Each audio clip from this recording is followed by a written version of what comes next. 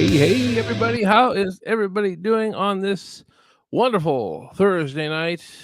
Coming to you live from my lovely bedroom here in Kelowna, BC, Canada. Yes, it's Merlo's Movie Massacre, and today is going to be a fun one for you guys. It's going to be fun. I have a guest today, so it'll be a lot of fun. I will address the chat so far. It almost looks like we have a troll for the first time in a while. I don't, just let me know if this is meant as a troll comment or not. But your movie going to be crap stick to Star Wars, something or other. Thanks, but that's all good. And Kristen Spencer, and that's good to see you. Good to see you, man. Good to see you, Christian. You're in every stream pretty much. So he says hi. Brock Lesnar. Can I still be an extra in this movie? Unfortunately, not. It's been filmed. We filmed it. Sorry. And actually, some of the extras didn't even show up the day that we were shooting extra scenes. I emailed everybody though. I did email everyone. How are you doing today? I'm doing great. Doing wonderful. It's just a lovely, lovely day today. That's all I can say. And we got Nona Chan in the chat as well. Hey, Nona. Glad you can make it in. Glad you can make it tonight. And our good buddy John Henderson, Doomsday Script. Thank you for tuning in. I guess you had a pretty wonderful time at Spookala. Sounded like you had an awesome time. I heard it was busy, very, very busy and exhausting, but glad to have you in the chat and looking forward to Phantasm in Orlando. Wish I could be there, but I know you're going to be there to cover everything. And as always, we got some plugs we got to do. We gotta mention these. Not sure if any of them are going to make it in the chat tonight or not, but just in case they do. But even if they don't, I still want to give these guys a plug because they've been amazing supporters of mine, and I really dig their work. Breathless Beauties. If you love your horror-themed dolls, Michelle Appollonia is the person to talk to.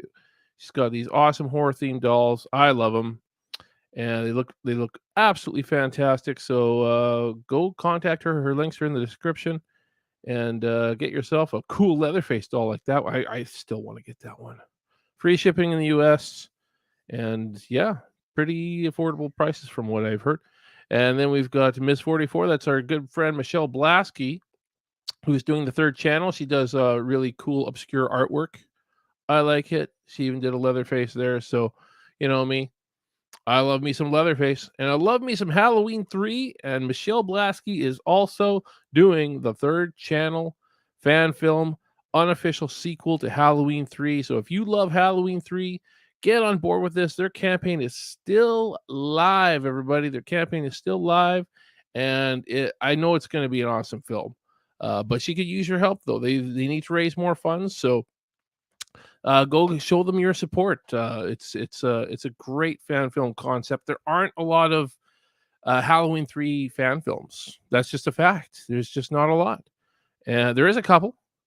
And, you guys can go view them on YouTube if you want and decide whether those are good enough for you.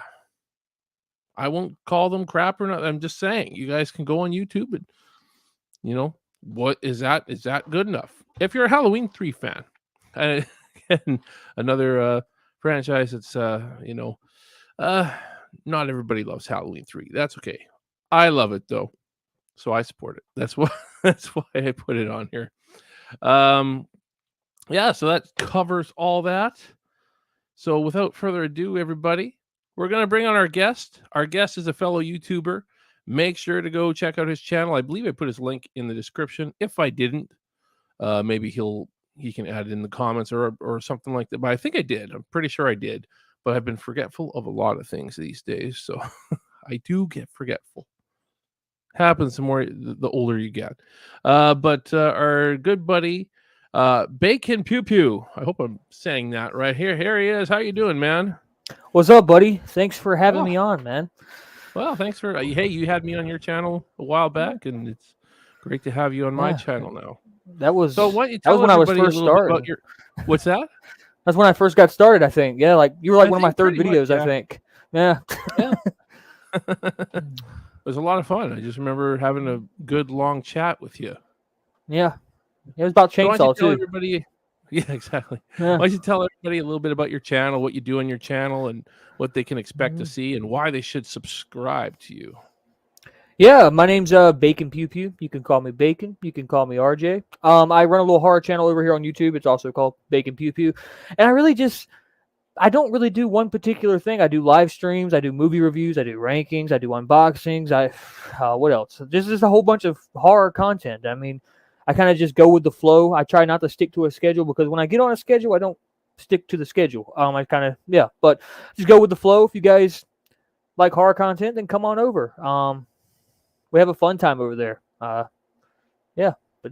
really it. A Kind of lot of just good like I said, content, go with but the it's flow. all pretty much horror themed content for the most part. It is. There every now and then there's something different on there, like maybe something with Stallone or something like that, or Rocky or Rambo, or maybe the Marvel universe. Every now and then, but mostly it's mainly horror. It's mainly horror. I know. Jason Knight likes his Stallone stuff. So that's for sure. That's all good actually how buddies. we met. It was through Rambo because we both love that First Blood movie so much. So that's actually how me and him met, was through Oh, cool. Stallone. Yeah. Yeah, that's awesome. Very, very cool. Yeah. Oh, it looks like we have Kyle Curtis Flett. Flett lives in here as well. Hey, Steve, Bacon, Doomsday Crypt. What's up, Kyle? How you doing, Kyle? I'm going to be on Kyle's channel. Is it Saturday? I think it's Saturday. My schedule's getting all messed up on me. I think it was Saturday. Remind me of that, Kyle. I'm getting so many interviews and stuff these days. WLJJ movie reviews. Hey, if you ask me, I used to hate Halloween 3 when I was 7, but when I watched it again when I was 15, I fell in love with it. Hey, there you go. Oh, yeah. I was kind of the same. I saw it when I was a little older. I think I was 11 when I saw it. Didn't like it. I was looking for this Michael Myers character everybody kept telling me about, and he never showed up. So I think a lot of people can relate with that story. I know I can. When I first saw Halloween 3, I was kind of like, what is this? Like, where's Michael? But I was kind of confused. But I mean, as I've gotten older, I mean, I think it's grown its fan base and stuff like that. But yeah. Once you understand it, hey, there's Michelle. Michelle just joined the chat. We were talking about her earlier in her Halloween 3 fan film. So there she is.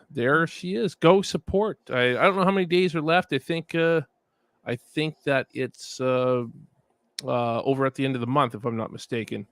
So definitely go support while you can. We've got all the spam in the chat again. Oh, great. I love this. Do you get spam in your chats there? I do. So when I have my last live stream, I did a commentary for Friday the 13th Part 3 because it was the 40th anniversary. I didn't get many of that one, but when I was doing them like live streams like every week or like every other day, like I got them and I just responded to them with like, sure, when, where, how. Naked HDXYZ. We have one-time 18+ dates. Probably I don't know where I get this. I don't know. I never used to get it. I was getting trolls for a while. And I've learned like the more that you like remove them, the more they come back. Like I don't know why, but must be doing something right to get spam. I mean, yeah, I guess so. I guess that's the only way to look at it. But yeah, the spam is kind of newish. Yeah, I never used to get the spam like this. Nona Chan likes Halloween 3. There you go. So go support the third channel, Nona. Go support their Indiegogo. I've got their link in the description. There's some really, really awesome perks, including, I think, a screen-used witch mask that they just added for a reasonable price. So, I mean, screen-used, how can you go wrong with that? It's signed, I think, by...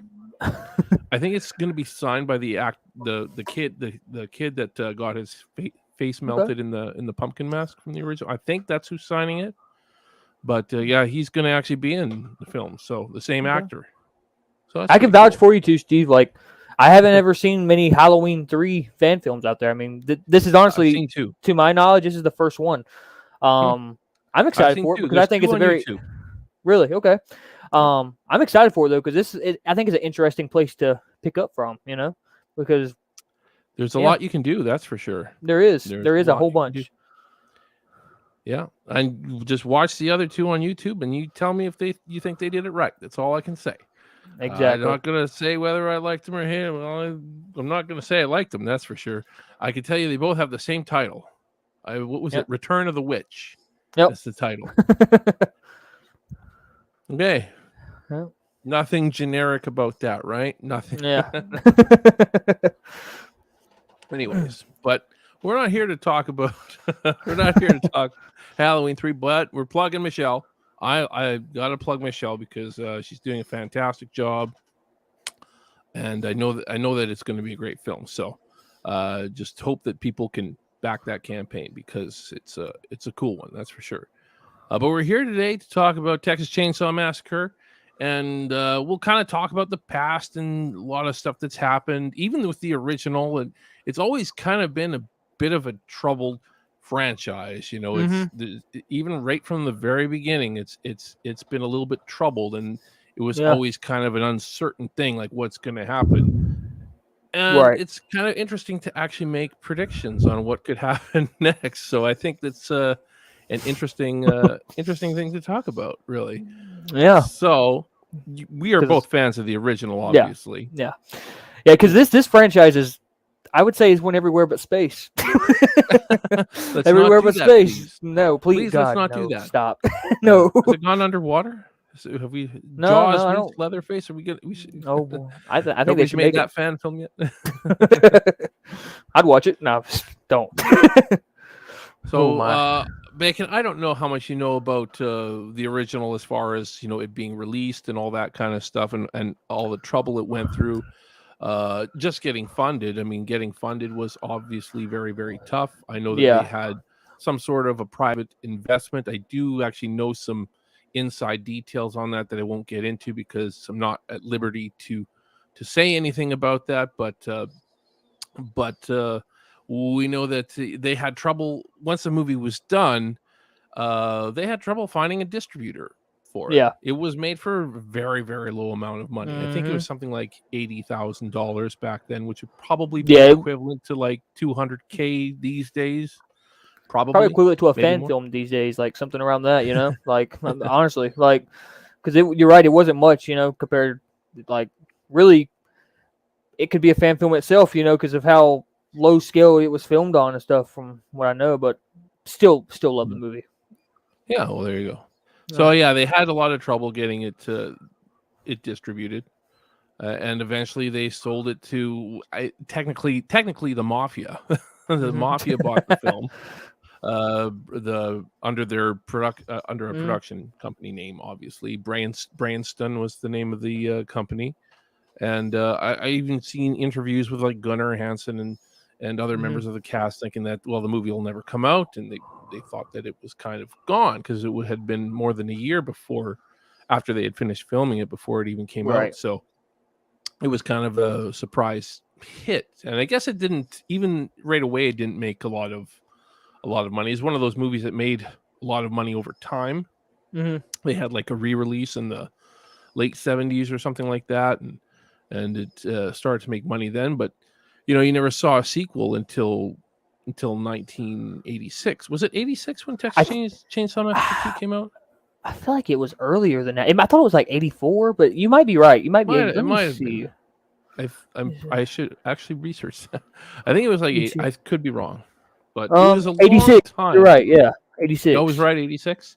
Yep. And I heard. I don't know if this is true, and maybe you know. I heard that they didn't make a sequel for so long because Branston or whatever would not allow it or something like that, and they had to be bought out. So eventually, I think you're right. Out. I think that's. I don't know if I'm 100% right. I heard somewhere from that that was the biggest reason why they didn't work on a sequel right away. Which you know, I get that. I kind of get that. You know, but. I wonder why they didn't want to make a sequel. They probably knew it wouldn't make money. I don't know. Maybe they looked at like kind of like, man, this thing was kind of hard to even get released. You know, that's probably what it was, right? Yeah. But I mean, you gotta like respect them for getting it out there and getting it finally released and stuff. But I mean, the sequel is I mean, It's a bit of a yeah, left turn from the original, that's for sure. And it's I think I saw a quote from somebody who had reviewed Texas Chainsaw Massacre 2. I can't remember exactly what the quote is. I think I've mentioned it on this channel before, but whoever this critic was basically said this movie doesn't just not look like it was somebody who had made the Texas Chainsaw Massacre, but also doesn't look like it was made by somebody who had even seen the Texas yeah, Chainsaw Massacre. It was, and and it's even that is crazy kind of to hard to believe that Toby Hooper made both it. films. Yeah, it's crazy because I didn't he say that like that was his original vision for the original too, was like to be like that kind of. That's what I've heard. Yeah, which that's even wild too. Like, and the second one is it's actually like I've seen like it's a fan favorite. You know, the second one. Oh yeah, Like people like it. It has its fans. a lot of people love it. I get But it crap all the time because I've told people Chop Top isn't showing up in my film. You know? it's just with me in the second one, it's just in my it's the complete opposite of what it is, you know, of the first one, and I just never can get into it ever. Like I don't think it's funny. I don't think it's I funny at know. all. I might feel Um, differently if I did think that if the humor was landing with me in that yeah, film. Maybe I do need to give it a rewatch. It has been a while, but I remember the humor not really landing with me, and it just seemed really goofy, and yeah, I don't cringy, know. right? Yeah, Like I was watching it and I was kind of just like out to this day I can say I've never ever gotten all the way through it. I've gotten like halfway, but I just end up cutting it off because I can't get into it. I'm just kind of like it's not funny. It's just it's you got like Leatherface, he's trying to like fall in love, he falls in love or gets a crush. Like that's dumb in my eyes. Like it's just especially when you come off that original, it's kind of like no, no, no. Go back to the basics. And maybe that's why the third one's kind of so bland, right? Maybe that's why, because of that. But I mean, yeah. I don't know what to tell you. It's it has a huge fan base though. It does have a huge fan base. I happen to not be one of those people. It's yeah, kind of odd. I wasn't sure if you were a fan or not, coming no, into this chat tonight because I don't know, it seems like at least a good 75% of the fans that I've met really like part 2. yeah, So, yeah. I agree with you. Like I've seen people out there like they adore this movie. Some of them like it more than the original. Nah, not me. It's not even in the top probably 3 for me. Yeah, yeah, I don't know I if don't it would like make it. my top 3. I did my ranking the other day. Did it make my top 3? I have to go back and I mean, that's the thing. Like a lot of the ones in the middle are like Yeah, they can they're go back all and forth, right? Like they're just kind of like all kind of rough around the edges. Oh, Stevie froze up. Are we still live? Yep. All right, there you're back. Okay. Oh, there we go. Yep. We froze. I don't know if it's my internet or whatever. I don't know what it is. Well, let's talk to the chat for a little bit. Yeah, there we go. We got correctly. It was 1986. WLJJ movie reviews. Giants Pride. Can I still contribute? And I already said you can contribute, but you can't be in the movie. We made the movie already. What is with? I don't know if these are trolls or not. See, that's the thing. I can't tell if this is a troll or not. Yeah. It might be. If you're not, I'm sorry, but I said earlier, we filmed already, and I cannot. Everybody there was a chance to be in the film. Yep. It was a perk on the campaign. There was a big chance, and funny enough, one of the only extras that actually showed up to be an extra in the film, Aaron Johnson. He's in the chat right now. Hey, Aaron. What's up, buddy? How are you doing, man? And we'll see you at the premiere as well as you, Bacon. You're going to be at the premiere as well. I'm coming. It'll be a fun time. Christian, my favorite horror movie is it's actually the original Chainsaw, and then Friday the 13th Part 4 is right there with it. Did you see the new one, and what did you think about it? We're going to talk about that for sure.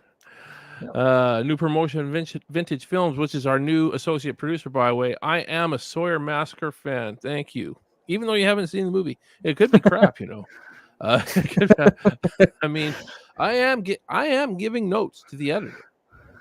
I'm seeing new scenes like every day. He's edited 56 minutes worth of film so far. Okay. and I think he's just a little bit over the halfway point. We might have to trim some stuff down though, as I don't want a Make it 2 hour long long. movie. No, We love 2 2 hours hour is long too long movies. for a movie like this. I think 100 minutes max. I feel like I think we can get it down to 100 minutes for sure. But I was, a couple weeks ago I was thinking our film was only going to be about 80 minutes because we cut so much Mhm. out of the script because we just didn't have enough time to film everything, and we was like, do we need this? No. Do we need this? No. So Right. we probably cut 10 pages out of the script, but it's still coming out Mhm. long. Still Yeah. coming out pretty lengthy. It'll definitely be a feature, that's for sure. Oh, and our buddy Carlos from the Lazy Reviewer is also here as well. Hey, man, how you doing? Thank you for tuning in. What's up, We buddy? are talking Chainsaw tonight. Oh, yes. Aaron Johnson, 3-hour director's cut. I don't Do it. think so. At least put deleted better, scenes. it better not be 3 hours. Better not. But yeah. It's the in game You of can the always release Leatherface extended films. cut. Yeah, no kidding. So that's good to know that you and I both kind of feel the same way about Texas Chainsaw Massacre 2. And then they made Texas Chainsaw Massacre 3, which hey, another it's kind of hit and miss with a lot of people as Yeah. well. There's certain things I like about it, certain things I don't like about it. Mhm. I don't know about you, but I feel like it's a remake. I don't know. Or a With the third reimagining one, of some sort. Yeah. the third one was it was one of the only ones I saw after I saw the original, right? So I mean, I'm some type of way. I am a fan of that movie. Like I think it's underrated. I think it gets a lot of hate, but at the same time, I think it's like you're a generic chainsaw movie. I don't think there's nothing special about it. I mean, I like the final girl in there. I really like her character. Mhm. I like some of the family members in there, but I can kind of agree with you. It's kind of just it's just it's really. It's nothing special about it. I mean, There's a and it's big portion confusing of that kind of. film that I just forget. I'm Yeah. gonna be honest. So I like the look there's of Leatherface. I do enjoy kind of the look of Leatherface in that one. And I love the saw. I thought the saw was cool as hell too. yeah, But but is it realistic though? That's the thing. I mean, the saw, no. or the whole, I don't know, the Excalibur saw or whatever. Like, Yeah. I don't know. It just that's the thing that kind of takes me out of it. Is Yeah. it just doesn't feel real. Yeah. You know, that's important to me. Mhm. Mia, I don't believe we've had Mia in our chat before. If we Hello, have, Mia. I'm sorry, I forgot about it. Maybe it's one of Bacon's followers. Bacon coming in strong with the ghost face tee. There you go. What's up, There you Mia? go. You must be a big Scream fan then. Uh, I'm sure she is. yes. I'll be honest, I've only seen the first 2 Scream movies. I liked the first one, and I felt like the second one was just more of the same, and I just didn't Yeah. bother to watch anymore after that. So I just didn't feel like I wanted to watch the same movie over and over again. And maybe I should. Maybe that's one of the movies that people should suggest on my my next first watches show. I do a first watch show now. First time watch on They're Saturdays. kind of they're all different in their own special way, but I'd just say watch them. Really, just watch them. I mean, they're not bad. Like you can watch them. The third one's probably the worst one, but it's still like watchable. But Mm. yeah. First one's the best. I like, and I think the first one is still a little bit overrated in my opinion. I like it, Mhm. but I definitely don't feel like it's. I don't feel like it's the Right. greatest film of the '90s, like I'm sure a lot of people would probably call it the Maybe greatest not the horror film of greatest, the but I '90s. think it is the film that maybe revived the slasher genre for the '90s. Because it was That makes different. sense. Yeah, Yeah. I think that's how I look at it. Like it kind of revived it. It was something new and refreshing, kind of. But that's the way I look at the original Scream. Cool. Yeah, it definitely did push some boundaries. Mm-hmm. Definitely did. I mean, first on the bill was Drew Barrymore, and Nope. and she gets axed what 5-10 minutes into the film. Yeah, opening scene. Excuse me. It was the MPAA New Lines. A lot of the footage from Texas Chainsaw Massacre 3 is lost. Only a couple scenes were able to be added back into the movie. I did hear something about that. That Mm-hmm. there's like a lot of lost footage, and it could have been a better film than it actually was. I think it probably. kind of But got like cut up, kind of like how Friday the 13th Part 7 was. It like got mauled by the MPAA. I think that's how that one was. Which is unfortunate, yeah, But is the one that the plane hits Leatherface at the end? Oh no, no, no, that's the it's, next one, right? mhm. Yeah, I think it's Matthew McConaughey that gets hit. yeah. Matthew Yeah. McConaughey, that's right. Leatherface doesn't actually. It's been a while since this. I remember the plane though. I remember the plane. So I mean, a lot of these movies are kind of forgettable at the end of the day. Yeah. But they have their fan base. They Mm. do. I mean, even Next Generation still has its fan base, and It surprises me. Like it really does. you know, Like when people say that one, I just don't know how. It's I don't just know how either. I ah probably, but it's not last on my list. It's uh, not last in my ranking. it is for Uh, me. it is, eh? I don't Yeah, know, it man. is for me. Um. I feel like Texas Chainsaw 3D and Leatherface Oh. did Okay. the worst. But See with you know, 4. See, I look at 4. Right. I've watched it probably at most 3 times. me too. I here's what I say. You have a problem when Leatherface is your worst character. That is the All he, problem. yeah. When I think I went back and watched it when the 2022 version came out. I was like, let's just watch it. Let's see if my thoughts have changed. It was funny. Like I thought the best part of the movie was Matthew McConaughey, which a lot of Yeah, people say that, but all Leatherface does is scream, and he's yeah. part of Leatherface. he's a puss. Leatherface Like, was pretty bad in that movie. It yeah. was it's and again, it's not a good film by any means, Mm-mm. but And I then they just throw in like the mafia thing at the end with like oh yeah, yeah, how they're yeah. like hunting kids for him. I thought that didn't make no sense at all to me. Like I was Yeah, just there kind of was, like, well, huh? What? yeah, I'm um, sure there was some deeper meaning to it, but it was strange. It was yeah, definitely it was. strange. But I yeah, I just. mean, I definitely don't like the film, but again, Matthew McConaughey kind of saves that one a little bit for me, a little Mhm. bit. I mean, it's still a bad film, but his character does kind of save it to an Yeah. extent. Whereas I just don't see anything savable about Texas Mhm. Chainsaw 3D or Leatherface for that Yeah. matter. I mean, there's some okay acting in Mhm. Leatherface a little bit. I don't really like the acting at all in Texas Chainsaw 3D. Mhm. Other than the actor, I mean, the actor that played Leatherface did a good job. I'll Dan say Yeager. that. Yeah, Yeah. Yeah. I did Mhm. actually enjoy his uh his portrayal of Leatherface. Probably Yeah. my I would probably say he's my number 2 Yeah. Leatherface after Gunner. Yeah. Which is funny to say that when that movie to me is the worst in the franchise. It's just so many issues with that film. Mhm. There's just so many. It's not just the timeline issues, guys. It's Right. not the terrible dialogue. It's the stuff in the script that just doesn't make any sense Yeah. whatsoever. There's just, and I have talked about that film to quite an extent on my channel. When we get to that one, I'm going to talk about it, but I don't want to like Okay. jump out of it. But Well, I feel a little bit different on that one. Just a little bit. Okay. We will talk about it a little bit. Let's talk about the remake a little bit now because the remake is definitely one of the more beloved Mhm. entries in the franchise. Yeah. I would still hold it at number 2 on my rankings after the Uh, original. I'm trying to remember Although, where I have it. It's either 2 or 3. It's up there though. It's close. yeah, I like that movie.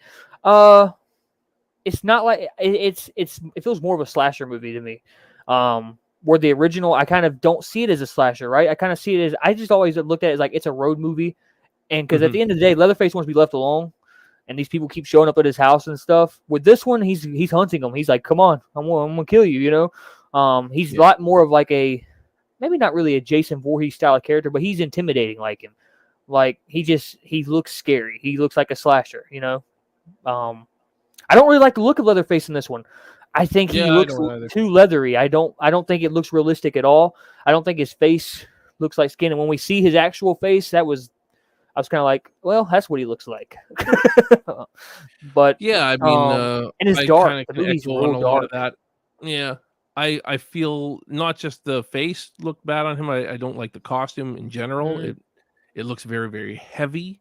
Yeah, I don't even know. I always called it the potato sack costume he because it just looks like he he's looks like wearing his a bunch of chest is potato. like big, Yeah, right? yeah. Like, um, It looks but I, very unrealistic for mhm, somebody in the middle of summer to in yeah, Texas to wear a costume like that, mm, to wear clothes like that, and that I think that's maybe one of the things about the original that none of the other films really yeah, could do justice on is the fact that as soon as Leatherface appears on screen, hmm, he's a real person, and you believe yeah, 100% that you're going to run into that guy somewhere in rural Texas. yeah. Whereas I just I all mean, the other interpretations of the character, I just don't feel like I can really believe that that person exists. You know? yeah, I can kind of agree with it. Where the original, like he does, he seems like somebody you could run into, like in Texas. Everyone else, I'll talk about some of them as we go along, but specifically the remake, he just doesn't look. I mean, I can agree with it. He looks supernaturally kind of looking, kind of a little bit. Um, I think it's gory. I like the kills in it. I think it's a good remake. It's nothing to the original because I feel like a lot of these movies. I don't think you can recreate the original. Definitely And I not. think No. that's what a lot of these guys have in a way tried to do. Yeah. The grittiness is kind of there in the remake. Like it's gritty, but it's like Yeah. modern day Yeah. gritty. It's like the Yeah. modern day. It's Um, it's a little bit it has the grit, but it does look a little bit too high end, I guess you could say. Yeah, it's got It that looks weird like you had a filter on it, budget behind it. Yeah. like that weird filter. Hmm. But I think this movie's dark, and me personally, I don't know if you remember it, but the Kemper mask, the Kemper Hmm. kill mask, I Of like that course one I a do. little bit more. I think it looks a lot more Yeah. realistic than that leathery looking one. Why they I didn't keep using agree. that one after he got it, but Yeah. it's still a decent I movie never though. quite got that. I never Um, I always kind of thought they should have kept using that mask mhm, after he put it on, and yeah, then all of a sudden he's back wearing the other mask, and I thought, oh, I didn't really like that mask. I don't know. I yeah. like the Kemper mask. I like the slaughterhouse scene in this one too. And me personally, in the remake and in the beginning, I forget his name, but the sheriff. Oh, sheriff, yeah, I think his portrayal is better than Leatherface's portrayal yeah, in yeah. both of them. I I've think he said kind of that sells the before. movies. Yeah, Um, he's which is kind of a problem at the same time because it is. It's I kind of feel like the like Matthew McConaughey thing. your scariest character should be Leatherface, not the Yeah, sheriff. yeah. And he definitely outshined Hmm. Leatherface, Yeah, Arlie it's Ermy. definitely he definitely shines more than Leatherface. Leatherface is scary in this movie. Don't get me like he's intimidating, but like I said, I mean the sheriff, like I keep forgetting his name. Was his name Sheriff?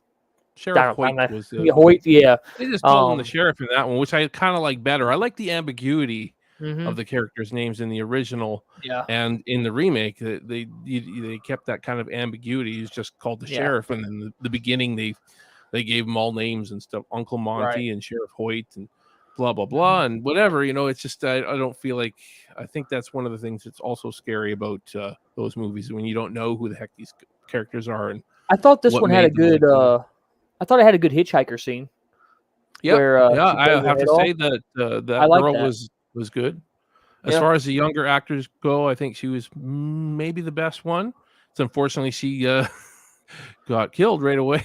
Killed Yeah, and herself. But especially that it kind of just boom, it's going yeah, like it starts off real fast, and then you slowly realize like, hey, that was a survivor. That's someone who escaped, right? Like, and she blew her head off.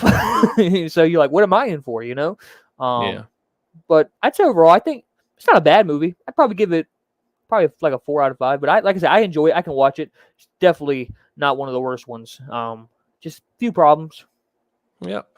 It made sense that after that one was a huge success that they would make another film.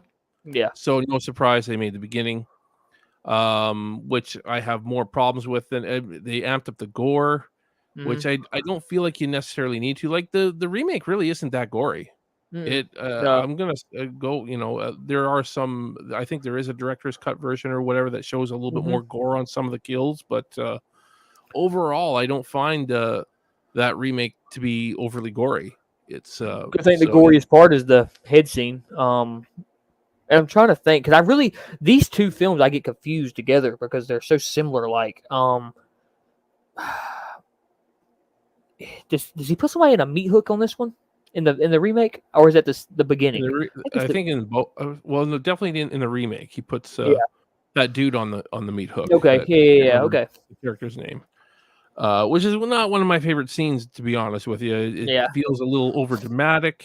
Mm-hmm. It feels like Leatherface is holding the guy in the air for about 10 seconds before he actually puts him on the meat hook, just so that they can get the guy looking over at the meat hook beside him and get a nice focus pull. Mm-hmm. I get it.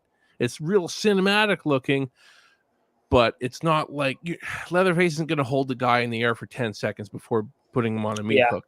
That was what was great about the original. Leatherface grabs the girl, drags her in, plop right on the meat hook, and it was so fast, So just another thing. Unlike the beginning where the girl kills herself and it happens so quickly, they decided to over dramatize some of that stuff in the remake. And I'm trying to remember if they did do a meat hook scene in the beginning or not, but I can't remember now. They did it because it was the blonde haired dude, didn't they? They no, that was the first one too. Damn, never mind. Yeah, but as far as the beginning, I think it answers a lot of questions that didn't need to be answered. That's my biggest problem with it. It's not Leatherface's movie; it's the sheriff's movie. The first one is. By a long, it's more of his movie than it was in the remake. As far as Leatherface goes, I like this Leatherface a lot more. I think his mask looks better. I think it's more realistic. I kind of like how he's not really out there in this movie, right? He's kind of like he's being used. He's being used by the sheriff in this one. But my biggest problem, the characters too. The characters are like so similar to the other characters, like in the first remake. I'm like, dude, these are like identical. Like you just took them from that movie and put them on here. I like how it takes place during like the Vietnam time. I think that's cool. Yeah. And how the sheriff's like, he's like, we got ourselves, what's he say? A pansy or something like that. And the whole motorcycle part stuff I thought was dumb. I didn't feel like that movie. I was like, why is this in here? It don't really make sense. Why are you chasing them down the highway, making them, that was stupid. It didn't make sense to me. Like, he got shot. The uncle got shot in the leg, so he just went through and cut both of them off, evened them off. I mean, like I said, there's a few things in there, like how he became sheriff. I thought that was cool. He's like, damn, I just killed the whole damn sheriff's department. I thought that was kind of comedical and stuff like that. Like, I don't. But like I said, I think I enjoy this one more than the remake. To be honest, I think I do. Really? I think so. I think I do. I think it just does too. I think it went too over the top. For my personal taste, the beginning just was too over the top. It answered a lot of questions we didn't need answered. I didn't need to see how the sheriff became the sheriff. I didn't need to see how the guy lost his legs. Right. I want to imagine how he lost his teeth and stuff like that. How he lost his teeth. Yeah. I didn't need all that. I didn't need to know the characters' names again. I didn't need to know he was Sheriff Hoyt. I didn't need a lot of blatant, hey, we're cannibals, we're gonna eat the sheriff now. It was because the cannibalism was taken out of the remake. There was nothing leaning towards cannibalism, and maybe they felt like they should have had that in the remake. I don't know, maybe that's why they did it, but they went so far with it. They went too far with it. They took it and ran with it, and how they say like, hey, the slaughterhouse was like our only source of food. Now we're gonna eat people. I did like the slaughterhouse part. I didn't like Leatherface's origin. I didn't like that. I thought that was stupid. I was like, that's dumb. Shoehorned in. But it felt very shoehorned in. But I did like kind of like the strap mask he wore. I thought that was kind of neat. I like the look of this Leatherface though. He's up there as probably one of my favorites. But yeah.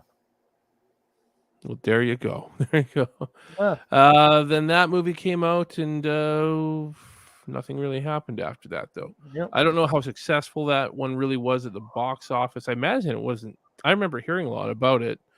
But then they sold the rights. So that was those were the Platinum Dunes films, and they sold the rights. Eventually, they sold them to Millennium Films, and then we got my least favorite movies in the franchise.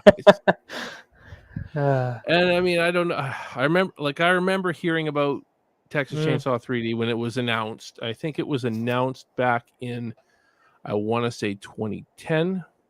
I could be wrong on that. Could have even been 2009. But so I think there's it at least was. been 4 years. I think it was announced around the same time the zombie movies were happening, the Rob Zombie Halloweens, and then I think the second one came out in 2009. So yeah, you probably be right on the 2009. It was around then. I mean, the movie didn't come out till 2013, January of 2013. Was it? Yeah. Was it? I thought it was 2012. I don't know. It was supposed to come out in October of 2012. Right. And then they pushed it to January because they knew. I mean, test screenings probably said, okay, this is kind of a crap show, and we're going to dump it in January with all the crap, which was very, very common back then. It's still kind of common now, but not as much as it used to be. And, you know, I remember when they was announced, I was like interested to know what they would do, but I remember reading the synopsis of what they're planning on doing, and I thought it sounds kind of odd. Sounds odd. I don't know if I'm liking it. Well, was finally win this. What's that? I was saying, if you think about it, and you look at Halloween 2018, it was the first direct sequel. The direct sequel. It was kind of the first one. Which, say what you want. I mean, yeah. Me personally, with Texas 3D, I remember when it came out. I went and saw it. I think I was 13, 14, something like that. Well, I was you're a little younger than I am. Yeah. I'm only 21. But yeah, when all right, let me say this. I'll start off with this. I can acknowledge, the timeline. I get that. I can acknowledge the bad dialogue. I get that. But my favorite part about this movie and the thing that saves it, I think Dan Yeager's performance of Leatherface, I think, still to this day, I think he is the closest one that's gotten to the original Leatherface. I can actually agree with that. To me, it's one saving grace. Maybe it was because Gunnar Hansen was on set. Maybe because they had Illumini in this movie. But I will argue with somebody all day about that. Like I think Dan Yeager is the closest one that's gotten to Gunnar Hansen's Leatherface. I like the look of Leatherface in this one. I don't think, I don't look at him and I'm like, oh, he can like punch through your chest. He looks like a normal guy. They play real good into like the victim thing in this, like how he kind of just wants to be left alone. He's not hunting people, He doesn't really know about the whole family. You could tell, he's kind of still a child. I like that. And I like the revenge storyline kind of. I like how he wants to, avenge that family kind of. Like he wants to get these guys who killed his family. I don't like how there's like 12 other Sawyers in the house at the very beginning. I'm like, where did you guys come from? Where I do like how we see the aftermath, but I don't get why there's so many, right? I don't understand why there's so many more people there. Alexander Daddario, is that her name? That's her name. She's a little young. She's good to look at. Man, if I'm being honest, I thought her acting was pretty bad. I mean, she wasn't the worst one. Yeah. I thought her acting was bad. I thought the other girl's acting was really bad. The Trey Songz, the rapper guy, terrible. I think that's one of the worst defenses of this movie. The actors were just terrible. I didn't like the I didn't like the I can say that I didn't like the characters in this one. I didn't like our cast of survivors. That just weren't getting it for me. Like I just kind of I didn't feel bad for them. I didn't care about them. With the dialogue and stuff where she's like, do your thing, because that was dumb. I was like, stop. It was bad. Kill her, Leatherface. And maybe I shouldn't be so hard on her because, I mean, who's going to be able to deliver dialogue like that and make it sound good? It wasn't really her fault, But, her screaming and stuff, like any of the scream scenes, these characters screaming just didn't sound believable to me, whether it be her or any of the other actors that were screaming throughout the film. It just I don't know, I had a really hard time with that. Some of the plot points were like, what, really? that hitchhiker they picked up. They just Yeah. decided we're gonna leave him in the house all by himself. Yeah. That just made no sense. You don't know this guy, and you just inherited this house with all this expenses, and you're just gonna leave the guy there Yeah. because I liked he's trustworthy. yeah. That's just I one like thing. I do like that. I can agree with you with the hitchhiker thing. I was kind of like, yeah, let's leave him here, let's go off, Sure, they're Oh, kids and so they're awkward. delusional, but I like how Leatherface is revealed with the hitchhiker. He's like, "Who's that?" and Sure. just smacks the hell out of him. I think the kills in this movie are really well done, to the point where they're not super gory at all. Like the CGI with the hands and stuff was a little stupid. But this movie, when I watch it, I think I want Leatherface to win. Like I do. But don't you think that's a problem though? You're supposed to Not be scared of the guy, not want him to win. I think that's see. one of my biggest issues too. Is I don't want this anti-hero story. I want to watch a movie and be terrified of Leatherface. That's what I truly want. I want to be terrified of the guy. I don't want to be Yeah, and rooting see, for him. when you first see him, like he's intimidating. Like, and I can agree with you. You want him to be scary. I think he's a creepy Leatherface. But I like the storyline of like where he's on this revenge path. But I also want to say this, something else that bothered me, like why is he just now on this revenge path? Like, why Yeah, hasn't he done this exactly. like already? Like why hasn't he already went out and tried to find these people? Which they do kind of like say that. They do kind of say, that Yeah. kind of how he's locked in the basement and, what was her grandmother comes down and takes care of him. Really think about it, this whole movie could have been prevented if she opened that damn fucking envelope. And just you think about it, the whole movie could have been prevented. I bet that I bet it was once a good script. Yeah. I believe the original draft was probably a good script, and the studio just took it and just. Well, see, I don't know. I agree with you. Like, you can look at it, and you can tell it has potential. Like, the story has potential. I want to see Dan Yeager's Leatherface come back and do it again. I think he deserves that maybe second chance because, like I said, out of all the Leatherfaces, I think he's the one that's gotten the closest to that original. But that's really all I have to say on it. I can watch it. It's not one of the worst for me. Like, I actually have it up pretty high. Really? Yeah, and this is big controversial, but I think I prefer it over the remake a little bit. I think I do actually.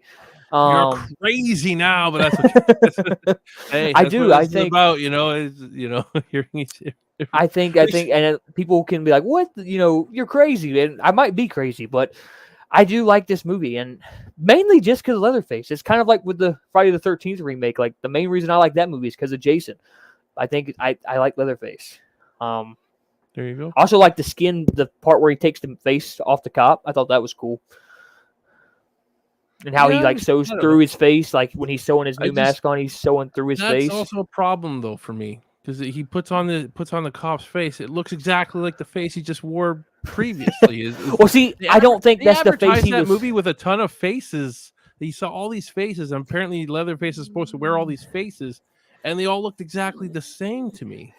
They do look exactly the same. They were supposed to be, if I remember correctly, they were supposed to be like an old lady face, like like an old face, like was at the end of the original.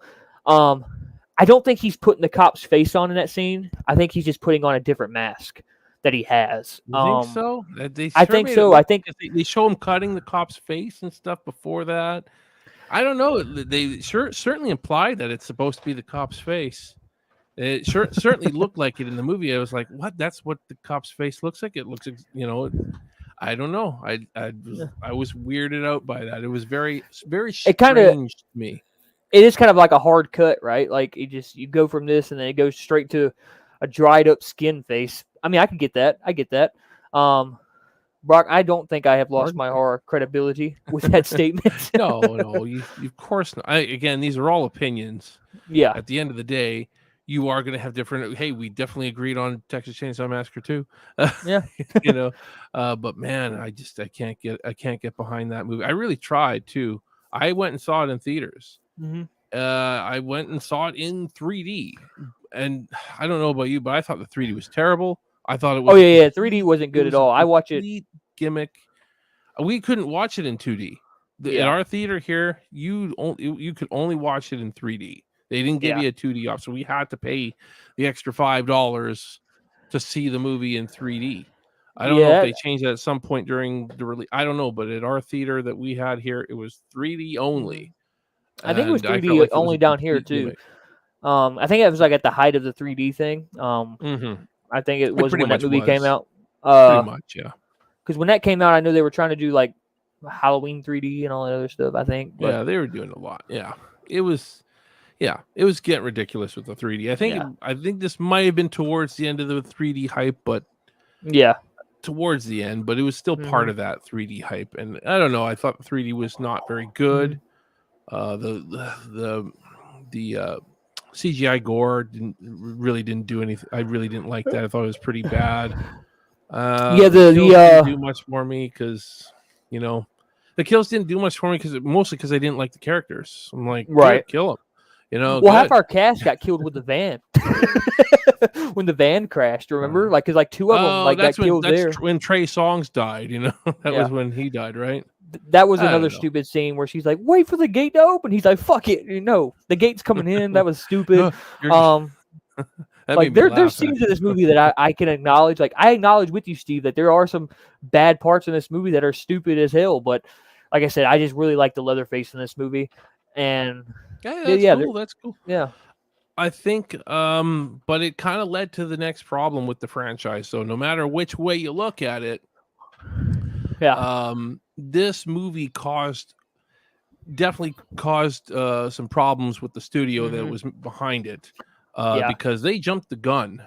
They really jumped the gun because the opening week, it made its money back. Texas Chainsaw 3D. It made its money back, and they thought we're profitable. Let's greenlight the next one. They greenlit the next film. They didn't know whether it was a sequel. They just greenlit another film right after it had just made its money back. And then week 2, the fact is the numbers dropped on Texas Chainsaw 3D big time. Like it was considered profitable, but I remember when 3D after it was made, I know they were wanting to kind of spawn a new franchise off of it. Like they wanted to do more with those characters and stuff like that. But they wanted to, but it got a lot of hate. I don't know where they would have went with it. Right? Like I don't know where you go. Revenge story. It would have been a big revenge. Let's kill everybody that killed our family. That's what they were talking. That's what they were talking about. They've got to kill the rest of the people in the picture. They got to put crosses on every member that was in that picture with the So that was supposedly what they were talking about. But but we got unfortunately there was enough people that, and there was enough people that didn't like that idea though too. Yeah, I think they were trying to listen to the fans a bit, but so I think it was 2014 when they greenlit.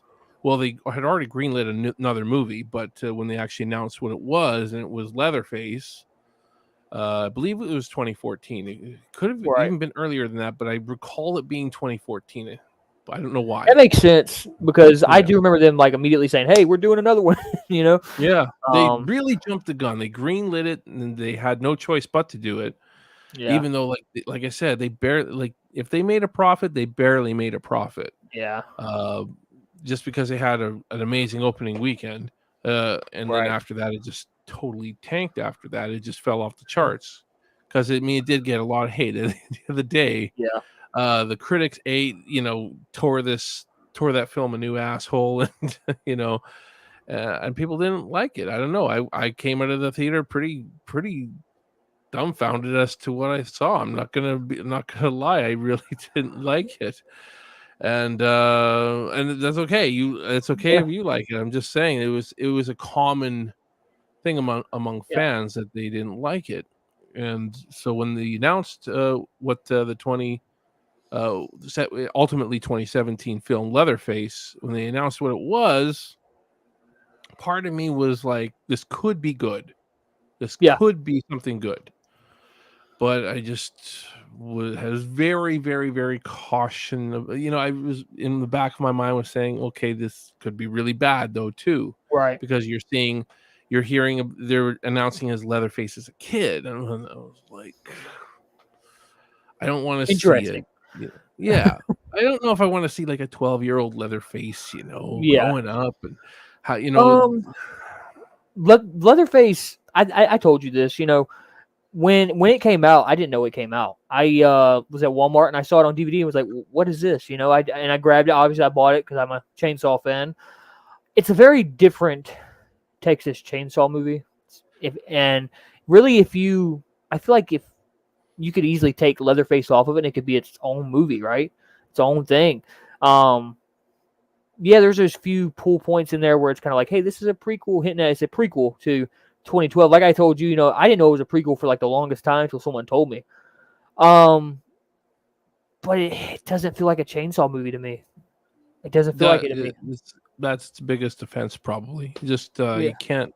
It's so hard to make a connection with yeah. Texas It Chainsaw feels Massacre. like It just really a is. normal road movie. And they have that who's Leatherface thing going on in it, right? Like you're Yeah, trying to figure out who's Leatherface, and they're trying to throw it off. Hey, it's this big fat dude, but you obviously can kind of who it is. yeah. Um, It was pretty obvious to the me what characters they were in it. trying to do. I mean, I didn't mind the characters, right? Yeah, Um, some of them, I liked some the of them mom, not so much. Verna. I liked Verna's character. I thought, I didn't mind her. I thought the sheriff. I thought he was a dickhead, but I still liked him.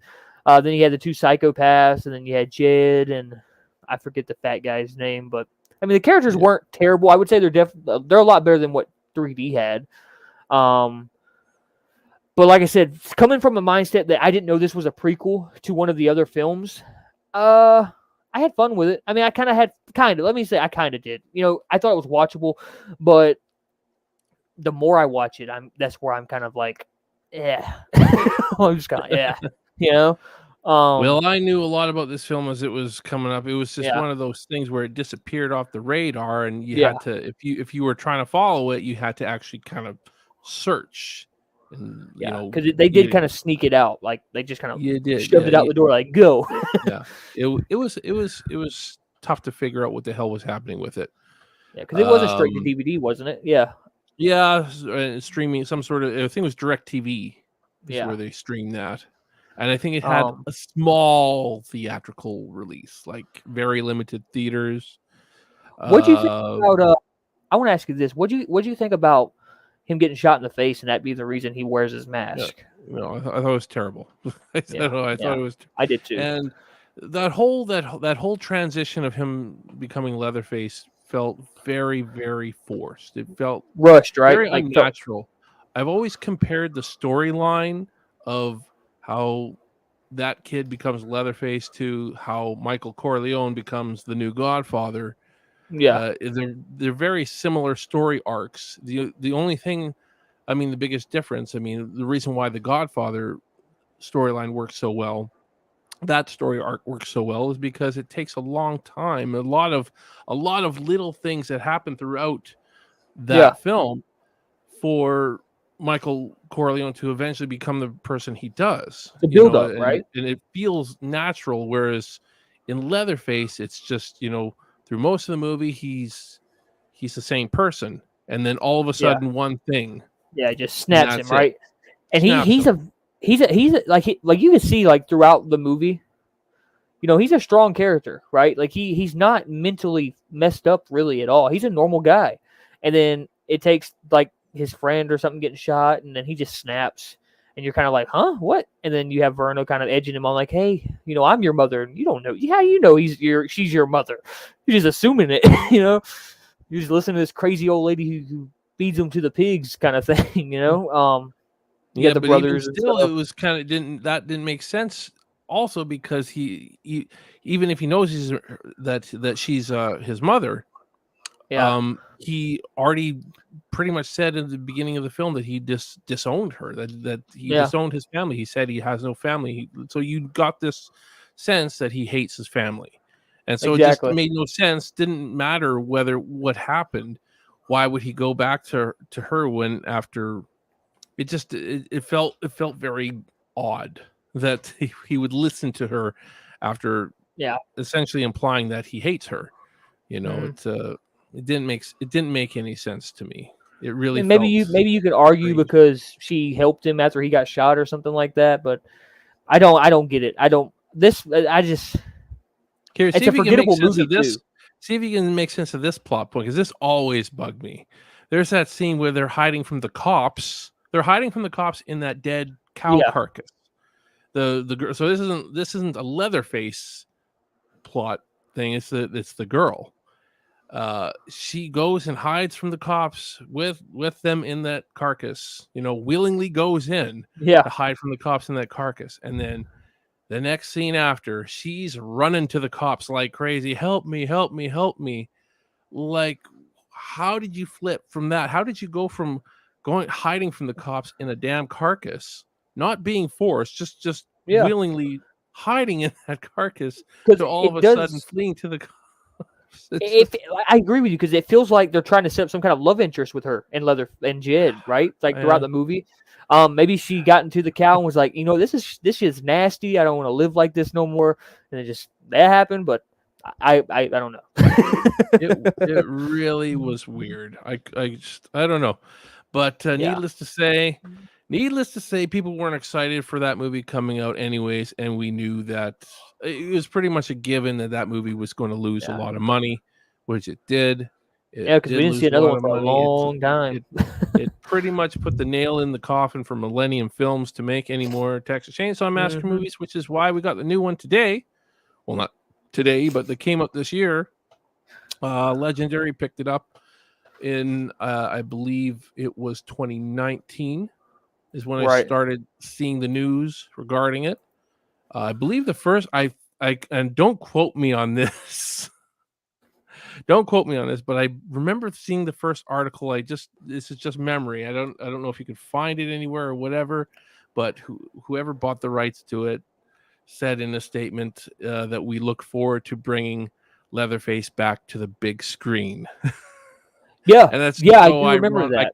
that. I could swear I heard that. I don't know who it was that actually made that quote, but I remember we look forward to bringing Leatherface back to the big screen. And isn't it ironic that it never made it to the big screen at Yeah. all? Like, not even limited. It's the first. I believe it's the first Texas Chainsaw Massacre film to not have any showing on a big screen at all, to not be released in theaters at Uh, all. did I could be Leatherface wrong in on that. 2017 go to theaters? It had a very small theatrical release. It did have a little bit, just a few select theaters.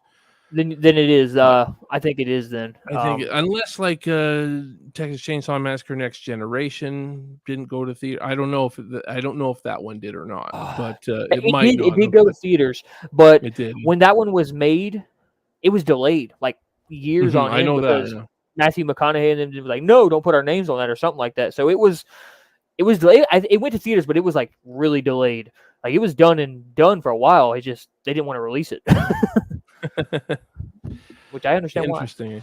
Yeah. Oh, well, I mean, I can understand that. I mean, it's the same with a lot of these movies. Like Yeah, 2017 didn't get released for a while because they didn't want to release it. So yeah. it was With supposed to release in 2016, so they pushed it back a year. And I get why this new one went to streaming though, because it was a risk. They didn't want to take that risk. Just put it in theaters and then it flopped, right? Because it doesn't yeah, have the best. The franchise doesn't have the best credibility of being the greatest franchise. So they're like, you know what? Let's just send it to Netflix. But at the same time, you put this money into it, you're not going to make no money off of it sending it to Netflix because Netflix yeah. doesn't do releases on DVD or Blu-ray. They don't do that. So hmm you kind of just lost all the money you put into the movie just sending it straight to Netflix. In my opinion, that's what I thought off of it. Again, we don't know though how much Netflix bought it for. We don't know. That's I true. I don't think they could have bought it for too much money, but that's interesting though. I mean, it Yeah. just there's a good chance that Legendary lost money on this film. There's a good chance, Yeah. or maybe they broke even. I don't know. It's very hard to say.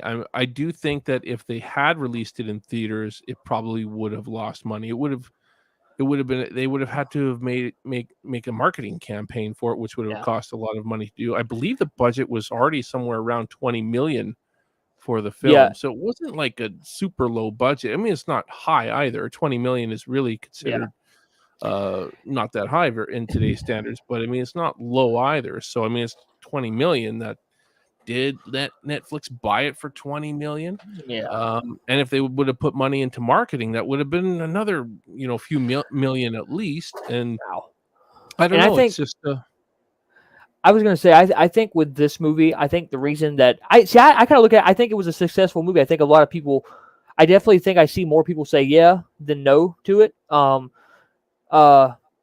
Like I enjoyed it. It's not the bit, but I had fun with it, right? Like I had fun with this Mhm. movie. It's definitely not your normal Leatherface movie. You look at Leatherface, it's not Leatherface. He's like Michael Myers, breaking arms and stuff. That's not my Leatherface type of character. But I had fun with him doing it. It was something different. I thought it was cool. It was fun to Mhm. watch, right? Um, I've heard a lot of people say, "Oh, the characters are just in this movie," but you kind of don't go to it. Like you might disagree with me on this, but I feel like, and even with Texas 3D, right, and some of those characters, like you can argue, like you don't go to a Chainsaw movie to really see the characters, right? You see the family, the Sawyer family, right? And that's kind of how I looked at this one. I was like, I don't really care about the characters. I'm not going into it to care about them. They bring the whole school shooting aspect into it, and I guess that how some people call it woke. I don't even know what that word means, but I kind of I mean I get it. yeah, I um, I look at that actually a little bit differently. That right, school shooting thing. I think they actually had potential to. I think it was poorly executed, but I think there is a message there that could have been yeah, delivered a little bit better. Whereas a lot of people are saying that this is an anti-gun movie. It's not really an anti-gun movie. It's a character arc for that character, just done poorly. She's supposed to be like an anti-gun person and yeah, come to this point where she realizes a gun is going to help her in this right, situation. So in a sense, it's actually kind of a pro-gun movie, but again, the way it's executed makes it come off very, very, yeah, very anti-gun. And I think that it was an execution thing. They needed to I don't know. They needed to show that aspect of how guns could be necessary in certain situations and stuff like that. So yeah, that's the whole woke thing, is the whole anti-gun rhetoric thing yeah. that they're going with, and I get it. I get it. It certainly has that feel, but Well, when people say that, right? Like, because I'll be honest, I don't know what it is. I don't really. I'm not gonna say I don't care, but because I don't know what it is, right? Um, and I argue, when people complain about stuff like that, I'm kind of like, that's kind of that's the new cinema, that's new horror, right? That's yeah, what horror is now. Like for example, right, Merlo. I mean, I wasn't born in the '80s or anything like that, or '70s at all, but I would assume, back then, did your parents like those movies? Were they into like the super gutsy horror movies? my parents never cared for horror. Yeah, I'll I mean, be it's kind of like honest, the like, same thing here. Like, where we kind of look at it, we're like, because we're kind of used to at least my generation, I would say, are used to that remake, kind of like the remake Chainsaw movies in 2009 Friday the mhm. 13th. So we're kind of looking at it now, like, what is this? Why are you trying to put all these messages in these movies, right? Like, um, but with this one, it was definitely gory. Um, uh, I thought it was, I could see why it went to Netflix. Like I said, I think it was a risk. And they didn't want to take that risk, so they were like, "Here you go, Netflix, you do something with it, And That's what it felt they, like. That's for sure. yeah, um, they when it was announced, all I remember is a poster and a link, really, and Yeah. I do remember the theater thing. I remember it was supposed to come out in theaters. Um, They as didn't far do as but they weren't doing a lot of marketing. It was that poster and a link. yeah, You're exactly right. That was yeah, all the post-production marketing they yep. were doing for that film, and See, you hadn't seen anything, and I guess they did do some test screenings over a yeah, year ago now. It was over a year ago, and, I don't know if you saw the leaks, if you hmm saw the, Mr. H reviews video where he leaked the whole movie basically, and I um, watched it, I and didn't see no reviews or leaks of it. I did hear bad things though about the test screenings. I know people. I don't think people enjoyed it. Uh, yeah, So that's where I was kind of like, oh, okay, all right. So in my head, I thought, all right, it's going to Netflix because it's a shit show, because people think it's a shit show.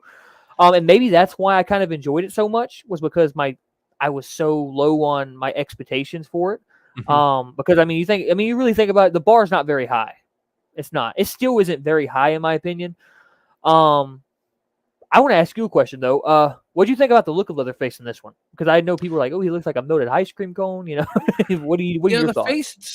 the face itself, it looks good in certain angles. Yeah. I do feel like they've kind of recaptured what I'm going for too, but I wish that it had more hair. Like it, I don't. It's like a bald leather face for the most part. Yeah, Yeah. it looks like a bald leather face because I guess the scalp is kind of going up Mhm. really high. I don't know. But it looks good in certain angles to me and looks bad in other angles. It's kind of a funny one to me. Um, Yeah. It looks like really it's fresh. It looks really fresh, and hey, I actually like that. Like again with the Kemper Mhm. mask in the remake, I wish they would have used that mask throughout the rest of the Yeah. film. But they didn't, and that's okay. Um. But at the same time, I like the look of leather. I feel like they went to a more traditional look for the character. Realistic, right? They went Like back to that. What's that? he looks a lot more realistic, right? Yeah, Um. the yellow apron came back, I believe, at some point in the film, The as I tie. recall. Yeah, exactly. So I was happy that they had all that.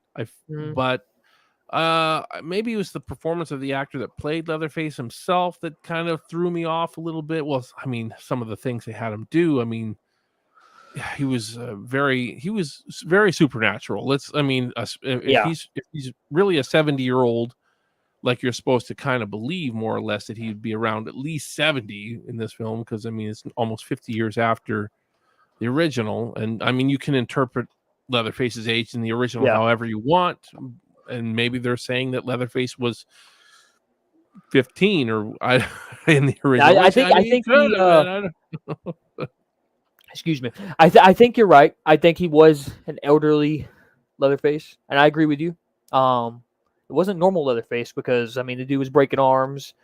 With the hammer and stuff, like Taking a lot of shotgun hits. How many shot? yeah, I didn't count them, but he took a lot of shotgun hits. it's 3 or 4. It was a lot. He Ew. he he stood. He took him like a champ, though. He took him like for a 7-year-old. Whew. And then With the infamous dolphin jump out of the water yeah, was my pretty interesting. so my negatives, right? Like, let me just go and break them down, right? Like my negatives, real quick for this movie. Uh, I did like some. Well, let me. The characters were. I thought they were, you know. But like I told you, I didn't really care. I didn't care about the characters. I just really wanted to see Leatherface. I didn't. Well, I liked it, but I didn't like it because I had fun with his like brutalness and how brutal he was. But at the same time, I'm like, okay, so there's some type of supernatural element here. There's got to be, right. Dude can't just break arms, and stuff like that. With but at the same time, like I said, I enjoyed it. I thought it was fun. It was different. I thought it brought a little bit more excitement to him. A little bit, like it was kind of like, okay, so it's this Leatherface, because it was literally out of nowhere. Like he was like, "Hey, stop!" and he just grabbed him, and it's like we're going 100%, like right now, And it really didn't let up from that point. He was a brutal guy. As far as my positive, I felt like, and I've heard a lot of people say, "Hey, the family aspect isn't there," but when I look at it, it is.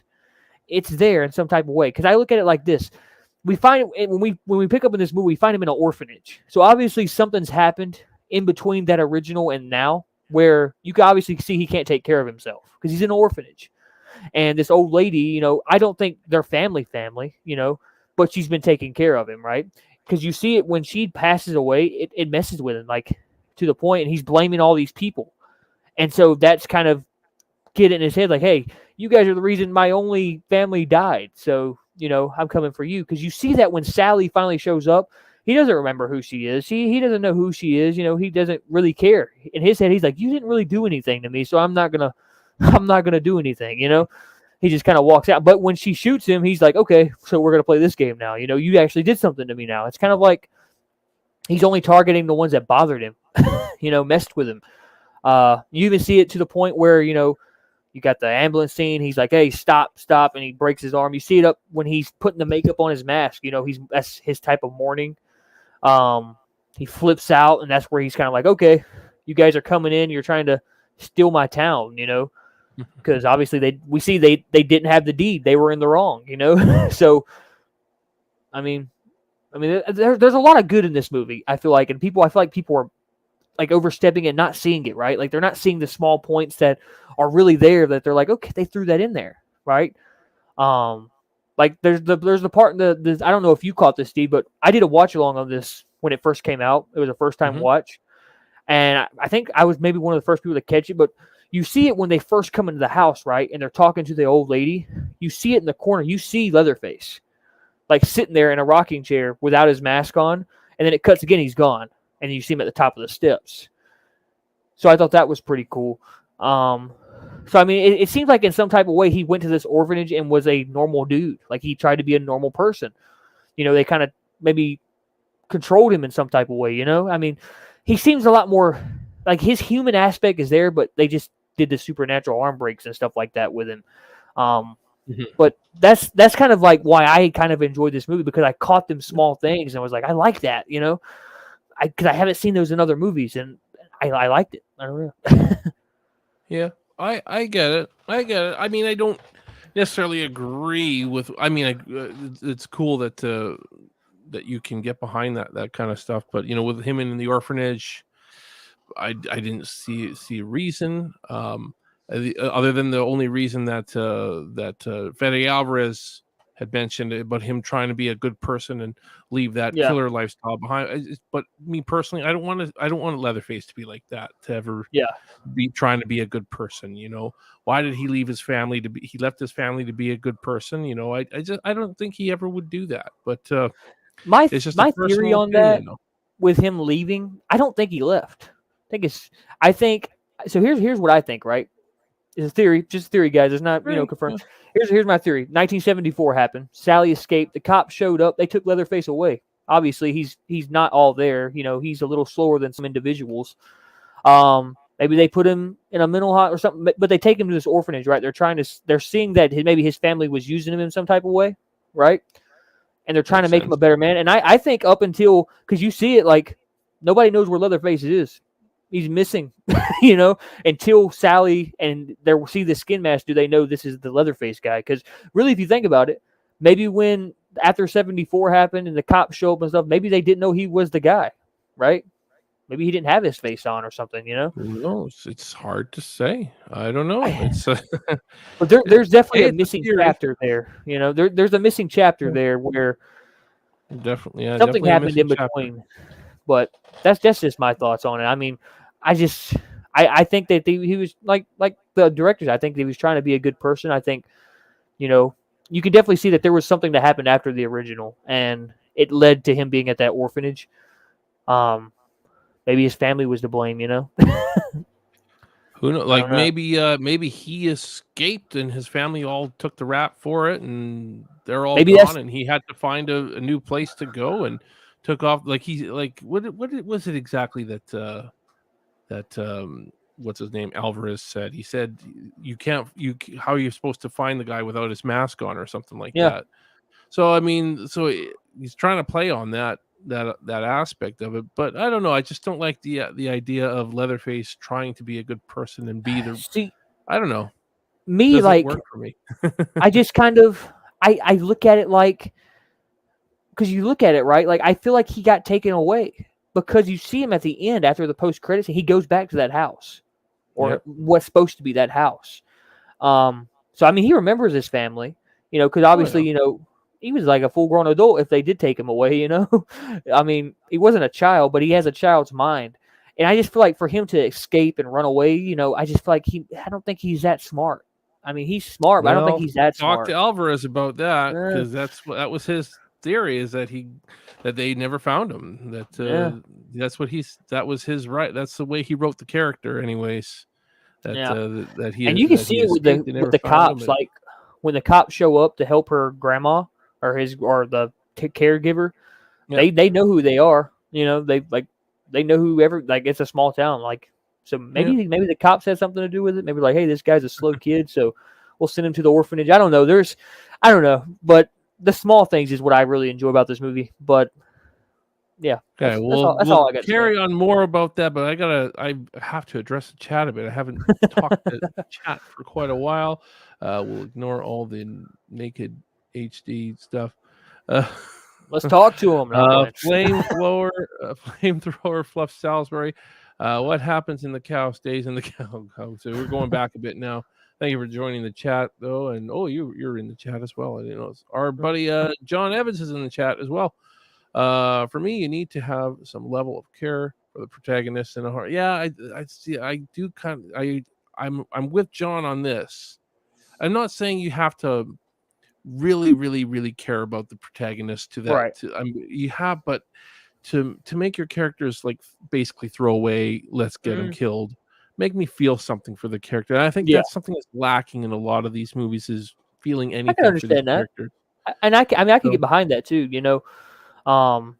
But I feel like with Chainsaw, like you don't go, especially like maybe the first one, right? Maybe the original, you have to kind of care for them. But as you go on and you start to have more of that family aspect with the Sawyers or whatever you want to call it, the Hewitts, it's a lot less. Whatever. Yeah, it's a lot less more about the survivors and more about the family. But I can get behind that. Even like unless it's a Friday the 13th, you don't really care about Friday the 13th characters. See, there you go. I'm not a big Friday the 13th fan, so maybe that's why. Maybe I want to care more about the characters, but for me, anyways, it helps add the scare factor for me. Yeah, I can get that. Knots and Chaos. Hi, Mr. Merlo. Oh, hey, this must be a new account for you because this is Brittany. I recognize the face, don't recognize the name, or maybe you just changed your name. What's up, Christian Spencer. He reminded me of Otis Wood in House of a Thousand Corpses. I can see that. Sure who he's talking about the 2022 mask. Otis the mask. is from Rob Zombie's House of Thousand Corpses. I think he's talking about the Devil's Rejects though, because I think that's the mask that's in. I could be wrong on that though. But been a while since I can see those that. movies. I can see that, Christian. There you go. John also says they showed him with no mask. That's the ultimate sin. Yeah, I don't know. I don't like seeing Leatherface without a mask on.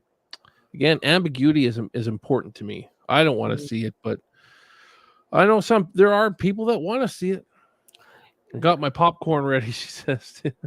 You don't think sorry, go ahead. Go ahead. Would love to see if you could book Spencer Carnes on one of your lives. I never heard of him before.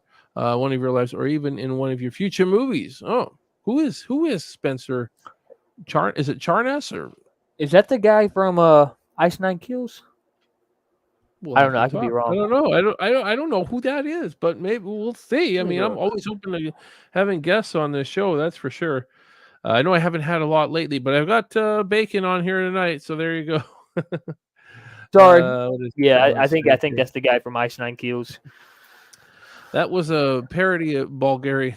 Yeah, I don't know how you felt about Bulgaria, but there were some scenes that looked Texas-ish, but for the most part, I felt that I wasn't feeling Texas. That's right. That. And it wasn't filmed. I forgot about that. And another thing about that is even worse was the sets that they filmed at for the town.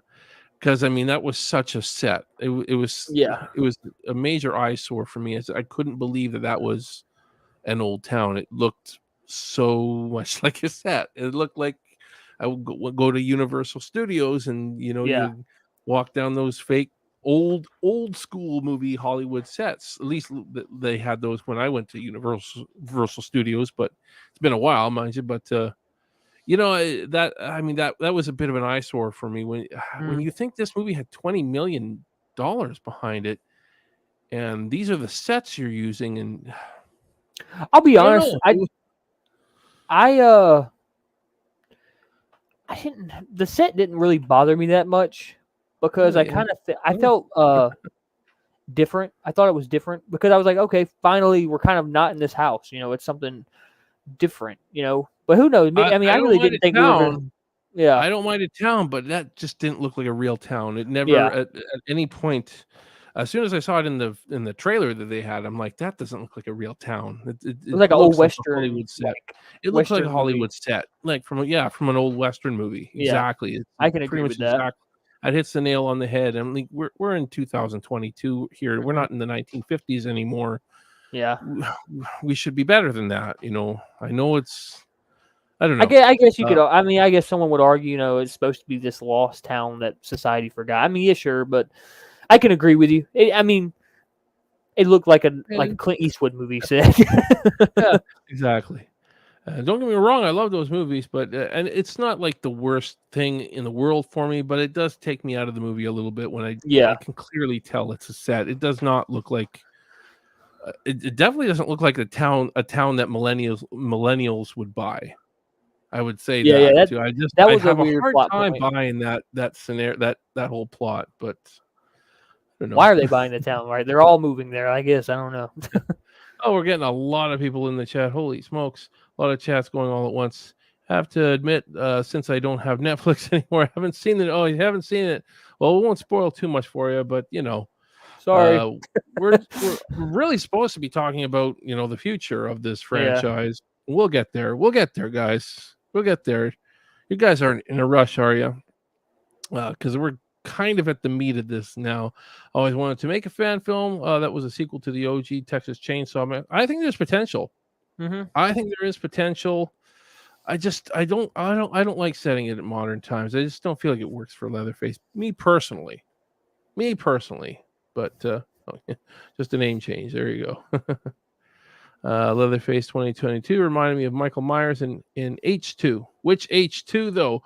The 1981 or 2009? 9, I think. Yeah. I don't. You I got to be talking can't about see. I can't 09. see either. It must be. I don't know. Yeah. Oh, I don't know. For me, Friday the 13th Part 6 was the only film where I truly cared about the protagonist, Tommy Jarvis. Maybe that's why Ooh. it's the only one I truly love. Huh. Part I'm not 4. sure if I've seen Part 6, actually, but Spencer's the lead singer for Ice Nine Kills. I've heard of Ice Nine Kills. I've never actually heard Ice Nine Kills. There, she's clarifying that. Well, now I know. Awesome. They're awesome. I'm an old guy, so I'm not up to date on all the modern music. I like They do. metal. They basically they're like metal. They are metal. But they do metal. like Are they more modern metal though? I'm not a big fan of the modern metal. Yeah, I'd say it's more modern metal. But their songs are based off slashers, like horror movies. For example, they did one. It's called "The American Nightmare" was Freddy. They did "Thank God It's Friday." It was Jason. I don't know if they've done a Leatherface one. Actually, my favorite metal band, Iced Earth. I don't know if you might be too old for you guys. I'm actually. They did an album called Horror Show that was all based on classic horror movies. I love that album. I thought it was a great album. But anyways, yeah, have you ever heard of Iced Earth? No, I've never heard of them. But I'm a metal fan, and I also like hard rock. Favorite though is hard. I like Pantera too. Like I really like Pantera. That was actually the first concert I saw was Pantera and Slayer. Yeah, many yonks ago. Korn. Many yonks ago. I was the young lad then. Iron Maiden. I never got into Korn. Never got into Korn. That guy invaded your live stream. I don't. You know what? Whatever. They can invade. Yeah, I was seeing that. I was kind of whatever. Trolls will be trolls. It's not a big deal to me. I haven't got no real people trolls. Like I've only got bots. It's just the thing about the trolls. I don't mind it. It gets kind of annoying. They don't really have anything intelligent to say other than to me. All they say is your movie's gonna suck or whatever. Which hey, whatever. It's all good. Not everybody's gonna like my film. That's okay. Maybe you won't like my film there, Bacon. I don't know. I know you're a supporter, but at the same time, I wouldn't be surprised if some of the supporters are going to be like they went that direction. I'm excited for it, though. I hope so. I hope you like it, but you never know. It's one of those things. I mean, it was it's not going to appeal to everybody. That's for sure. It's Right. not going to appeal to everybody, but That's maybe fine. you'll That's like. what makes. I hope you'll like the masks because it sounds like you like more of the freshly cut masks. I'm excited for that. Too Like much, but- when I did my reaction, I was like, I want to see the mask. Let me see the mask. But yeah, I get why you didn't do you it. were the one that wanted to see the mask more than I'm not going to show it. I get There's why you. 4 I get why. masks. We use There's 4. 4 masks in our film. Oh. Yeah, 4 masks. We really, and I feel like they all look different enough from each other. I feel like they do. One of them definitely looks different because one of them was made by a different SFX artist, and we were going for a specific look. For was it August 26th? That's when we will see. That's August the 26th. premiere. Yeah, that's when you'll get to see. And Mhm. unless some of you guys have premiere tickets, you won't see it till October. But yeah, anyways. Me and my father have a music podcast, Knots and Chaos. If you'd like, oh, there you go. Okay. There you go. I'm not familiar with Ice Nine Kills, so I may have heard of them, but just never ever. Modern music is hard for me to get into a lot of modern music. I used to run a music school, actually. Like I am a professional musician. I don't. That is my first professional. That is my first profession. Everybody, I used to teach for like 10 years, pretty much. And you like a music teacher. You kind of do. Like I can see you like teaching guitar. I'm too old for it now. My hearing is really going now, but anyways. But yeah, all my young students would suggest all this modern stuff, and I just remember hating every second of it. As a musician, it was like, so when sometimes you would get kids that would want to go back to some old music, whether it be something from the set, like some Eagles, or you get some metal from the 80s, some Metallica or some Megadeth or something like that. And I'd be like, oh, great. I like this stuff. This is kind of fun for me to show them. But a lot of this modern stuff like Five Finger Death Punch I remember that I had to do a couple of those, and I don't know, definitely not my style, that's for sure. Right. But that's okay. Different strokes for different folks, of course. Yeah. Anyways, my friend made a Jeepers Creepers fan film, but after he heard about all the stuff, the bad stuff happened with that guy, right? Yeah, I understand that. They're making a new one called Jeepers Creepers and he's Reborn. not involved though, right? He's not involved, but they're in trouble, like bad trouble. From what I hear, the people making the movie are making the movie without permission to make the movie. Ooh, that's trouble, yeah. Yeah, how that's would they even get started? Like they've already filmed it and everything, and the people who own Jeepers Creepers apparently had no idea they were doing that. I don't know how about you would even get to that point, but it's not a good day for you if you did something like that. It sounds like it's going to be a fan film. I can't wait. It's going to be a blast. If you don't have permission, then that's all you can do with it is put it out as a fan film or not release it at all, which is the more likely scenario if they never get permission to. It was supposed to come out last year. That's what happened to. Hey, that brings us back to Texas Chainsaw Massacre a little bit. That All-American Massacre movie that got made that never got permission. It got made though and never released because of that very reason. They don't have permission. So away she goes. But so anyways, let's get back to Texas Chainsaw Massacre talk. Now talking about what we kind of predict a little bit as far as the future goes. Let's just go over a little bit of facts on where we are with the franchise and what happened with this last movie, because a lot of the future of the franchise is going to depend greatly on what happened with the last movie. So this is this is going to be very, very hard to gauge because obviously Legendary sold the film to Netflix for an undisclosed amount. We have no idea if they made a profit or not. Now, did they sell anything? I'm confused. Did they sell the film or did they sell the rights to Netflix? I think they just sold the film. I think just the film? I think it's just the film. I believe they still have the production rights. It was the distribution. Of it. Now, I believe so. Legendary, I believe, usually distributes through Warner Brothers. Is it or Universal? So. It's either Warner Brothers or Universal. I forget. So I mean, it's very clear that whichever one of those studios didn't want to distribute it. They probably didn't want to lose money off of it. and it makes total sense to go to Mhm. Netflix. It was the right home for the film. Yeah. At the end of the day, and here's why it's tough to gauge. How much money did this movie make? Exactly. That I mean, they base it on a certain amount of views. Now, apparently, after a whole week on Netflix, it was number one for Yeah. at least the whole first week. Like by the time they did their second week numbers, it was still number one on Netflix's Yeah. of all the new I releases on believe Netflix. I believe it was like top 10 for a little while. Like it was up there. I remember because I watched it twice and it was still up there. Like even like a couple weeks after.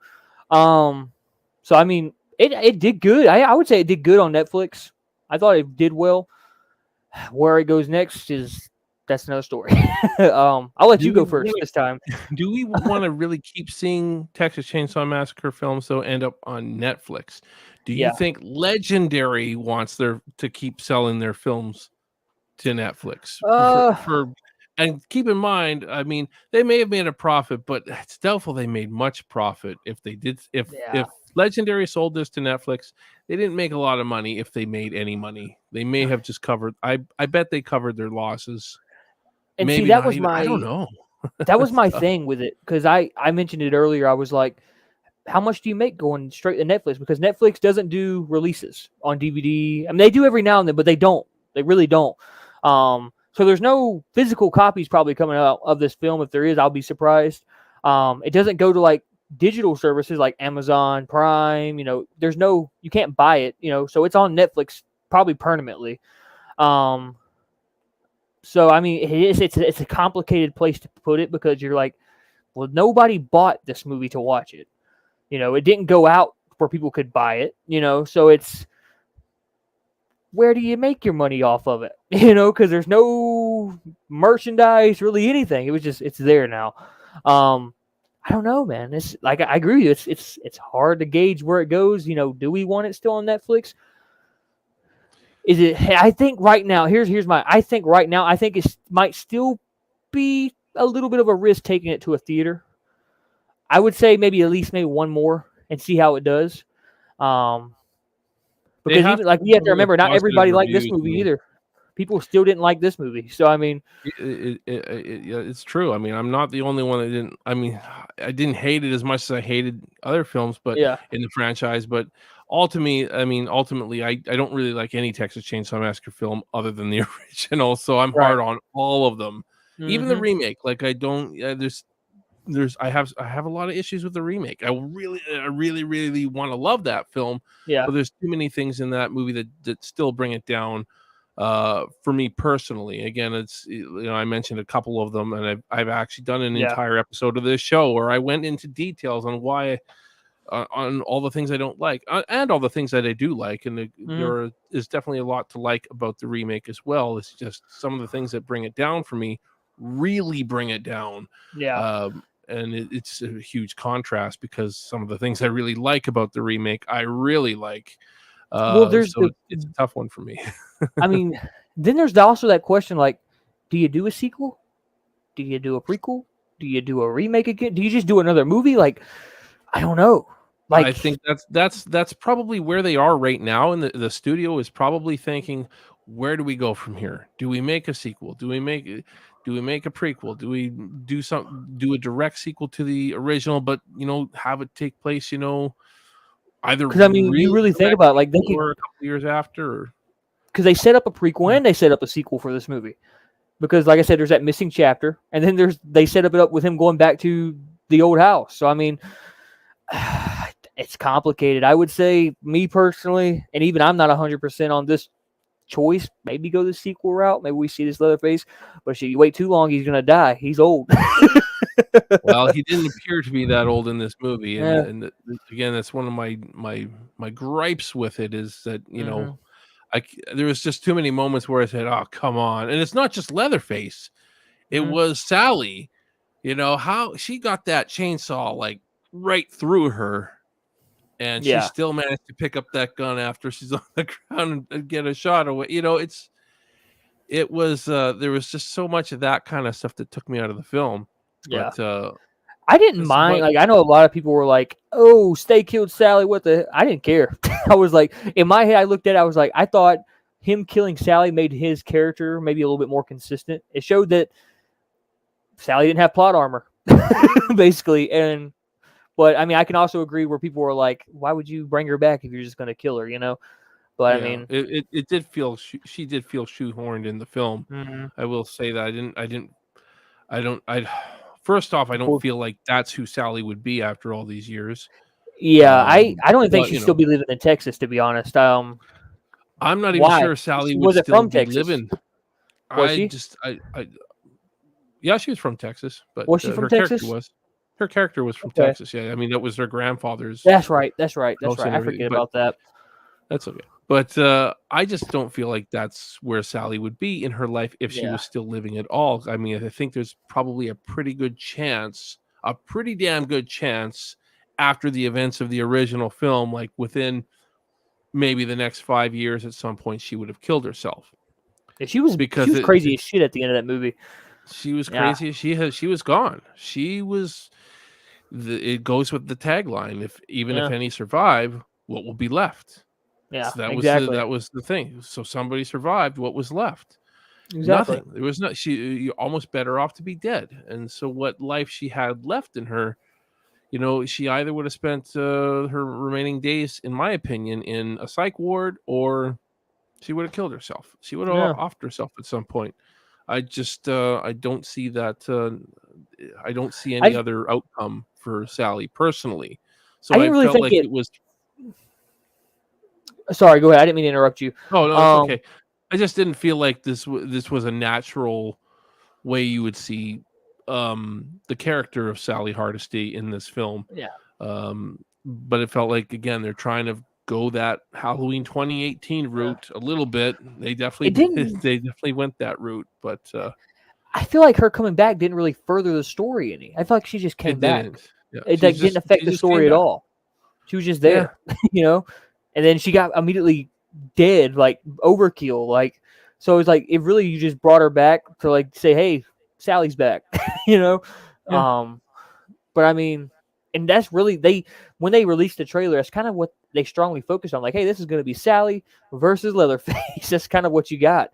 But then you get the scene where he don't even remember her. He don't even give a who she is. So I mean, and then you see her break again. The whole "say my name" thing was. Yeah. I thought that was kind of pointless. Why would you think Leatherface would know your name? How would he heard it maybe once? He heard her actual name maybe once in the forest when Franklin was saying, "Sally, I hear something. Stop." That's the only time he would have ever heard her name. Maybe exactly. So I mean, so to think that he would actually know her name, just why? I don't know. It didn't make any sense to me. I think honestly, I think she had some of the worst dialogue in that movie. I think her writing was bad too. That whole scene where she comes around the corner, she's, you remember me now? Just like I didn't really care for her character. It was definitely not a well-written film by any means, but that's what I don't know. I think people don't know how to write. I definitely don't think studios know how to write a Texas Chainsaw Massacre film. I think that it's always kind of the same. Again, there's another gripe that I have with the remake is there's some writing choices that were just, it's good. I'm glad they took out the cannibalism in the remake. I think you don't want to copy what the original did, but give me something else. Write something else really disturbing about this family, not that society. The remake really brought I don't know. The remakes really brought in the slaughterhouse thing. Like they really brought in like these guys were slaughterhouse people. And it held high for a while. Like they were almost in every single movie. The slaughterhouse. It was in the beginning. Yeah. It was in the remake. It was in 3D. I don't think it was in Leatherface. No, it wasn't in Leatherface. I could be wrong on that, but I don't think so. And then it wasn't in this one. But that was a big thing. But I'm just going to say the sequel route. But other than that, I really don't know where it goes from here. Because like Yeah. I'll be honest, I'm not expecting another one.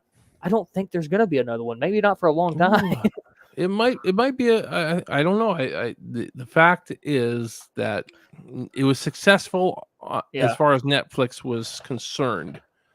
Well, So it's here's hard to say that they won't make another one. I mean, as far as I know, they haven't greenlit another yeah. one yet, I haven't seen and nothing. they didn't jump the gun like Millennium did on like they very well could have, though. They could have seen, holy crap, the Yeah. Texas Chainsaw Massacre is doing fantastic on Netflix, which it was doing its opening Yeah. weekend and all this kind of stuff, and said, let's Um. greenlight another one. Let's get the next one in production right away, like Millennium Films did. And well, that didn't go so well for that. I mean, it's a guarantee that Millennium Films lost money while Yeah. they had the franchise. That on the two films overall, they definitely lost money because That's why I'm so worried about Leatherface. this. I'm like I'm getting off topic for a minute, but that's why I'm so worried Yeah, about the Scream movie, the 6, because they greenlit it so quickly, and I'm like, why? Well, I don't feel like we need another one. But to go into sorry, I forgot. Go ahead, continue. well, I mean, the thing with the studios, it's always money, you know. So Yeah, the fact is, Scream 5 obviously made money. I still haven't seen it. I haven't seen yeah, 3, 4, or 5, and I have to. At yeah, some point, I'm going to see these movies, I'm sure. But the fact is, Scream 5 made a lot of money, right? And so mhm, that is the formula: is let's make more money, and it's what happened with Halloween yeah, 2018. I mean, if Halloween 2018 didn't make a dime at the box office, if it lost money, of course we wouldn't see another Halloween yeah. film get made. You Well, know, they see, didn't my really even have plans at that time to make more movies. Just see how this one does, and it killed. It yeah, killed at the box office, whether you like the movie or not. The fact is, the movie killed at the box yeah, office, so they greenlight another one, and that's going to be the case with this. If this movie made money, they will make yeah, another one. So again, I don't know how to judge it. That's the thing that's really hard about this. It's really hard to judge if this movie made money. I'm assuming it did in some regards, or at least Netflix made money off of right. Texas Chainsaw Massacre because it was killing on their streaming platform. But Netflix, as far as I know, does not own the production rights to the film. It's still Legendary, as far as I know, anyways. Unless I missed something, because I research this stuff as often as I possibly can. Yeah, I'm But looking at it. I just pulled it up, and I'm on the numbers, which basically gives box office history on like franchises and stuff. And it says it doesn't have a budget for 2017, but 2017 only made 958,000. so not even a Um, million. Yeah, they yeah, won't even announce what their but I mean their and budget was more then than a million. I then guarantee you the that. new one, the 22, it doesn't say anything. It just says it went straight to Netflix. Um, but yeah, it's crazy. um, Yeah, me it personally, says where I here. sorry, Let me. um, 5 days after its release, the film it was still ranked number one on Netflix's top 10 list. So it's number one on the top 10 list in the United States, Brazil, and Saudi Arabia, among other countries. So that is huge for Netflix. I mean, it's guaranteed that they made money off of it for sure. it Um, says but uh, it says the next generation only made 94,000. Wow. 94,000. Whoa. Wow. And that's worldwide. Keep in mind though that was in the 95. 90s, and the box Yeah. office is not the same, but still, that's really bad. Did Well, it really make just 94 that's grand? what it says, especially when you look at the third one, which is 1990, and it made 5 million. So Yeah, compared, makes that's sense. bad. And then even the second one made 8, um, which if you look right here, the production budget for the second one was 4 million. It made 8 million, so it made back like what, Yeah. double. And then Now, the original also just keep in mind with those numbers that they don't. That's production budget. It's not post Yeah. production budget and distribution budget. So I mean, those are factors too. Those are always Right. factors. But at the same time, you got to figure it definitely made at least a little bit of money. Texas Chainsaw Mhm. Massacre too. But a lot of these movies didn't really make a lot of money. The remakes, definitely the first remake made a fair amount of money. I'm not sure about this the beginning. I did not research that. Yeah, it says the first remake, the 2003 one, it had a production budget of $9 million. It made $28 million its opening weekend, and then worldwide $107 million. There you go. And then you go into yeah. the second one, and it had a budget of $16 million, and then it made a total worldwide $50 million.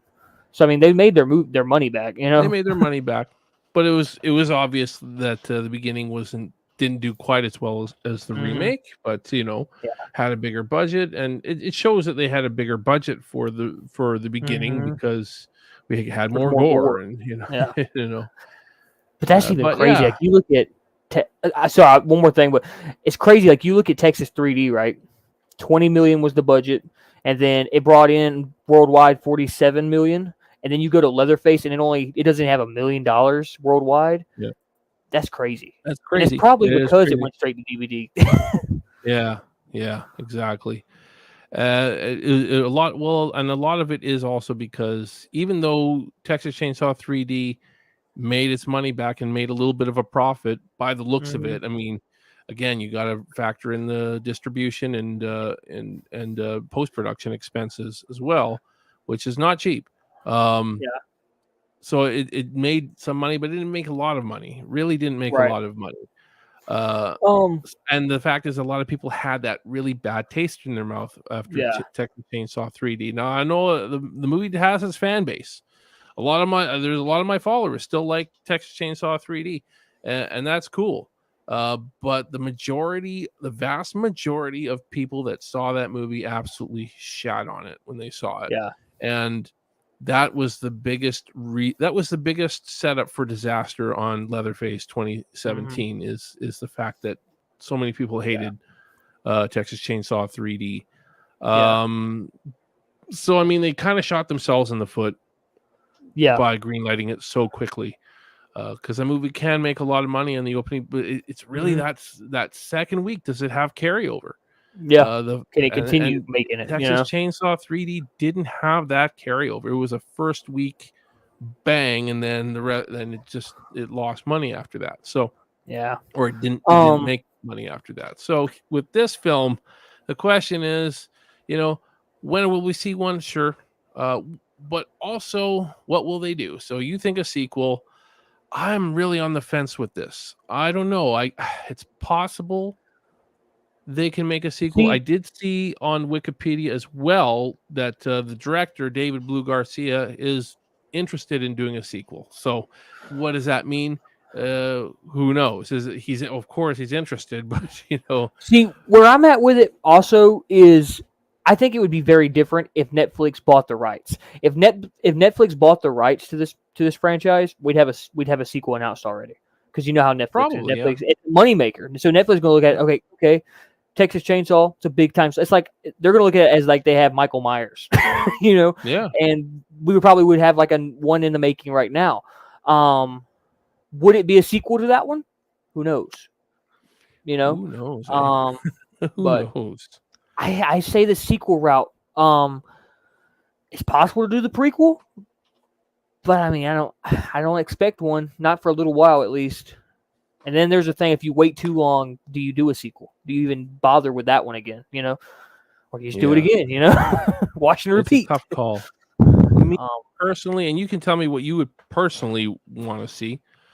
I think I would personally want to see a more direct sequel to the original, not 50 years after like this one was. I would want that. I would want to see them do a film set in, say, 1975 or something like that, something along those lines.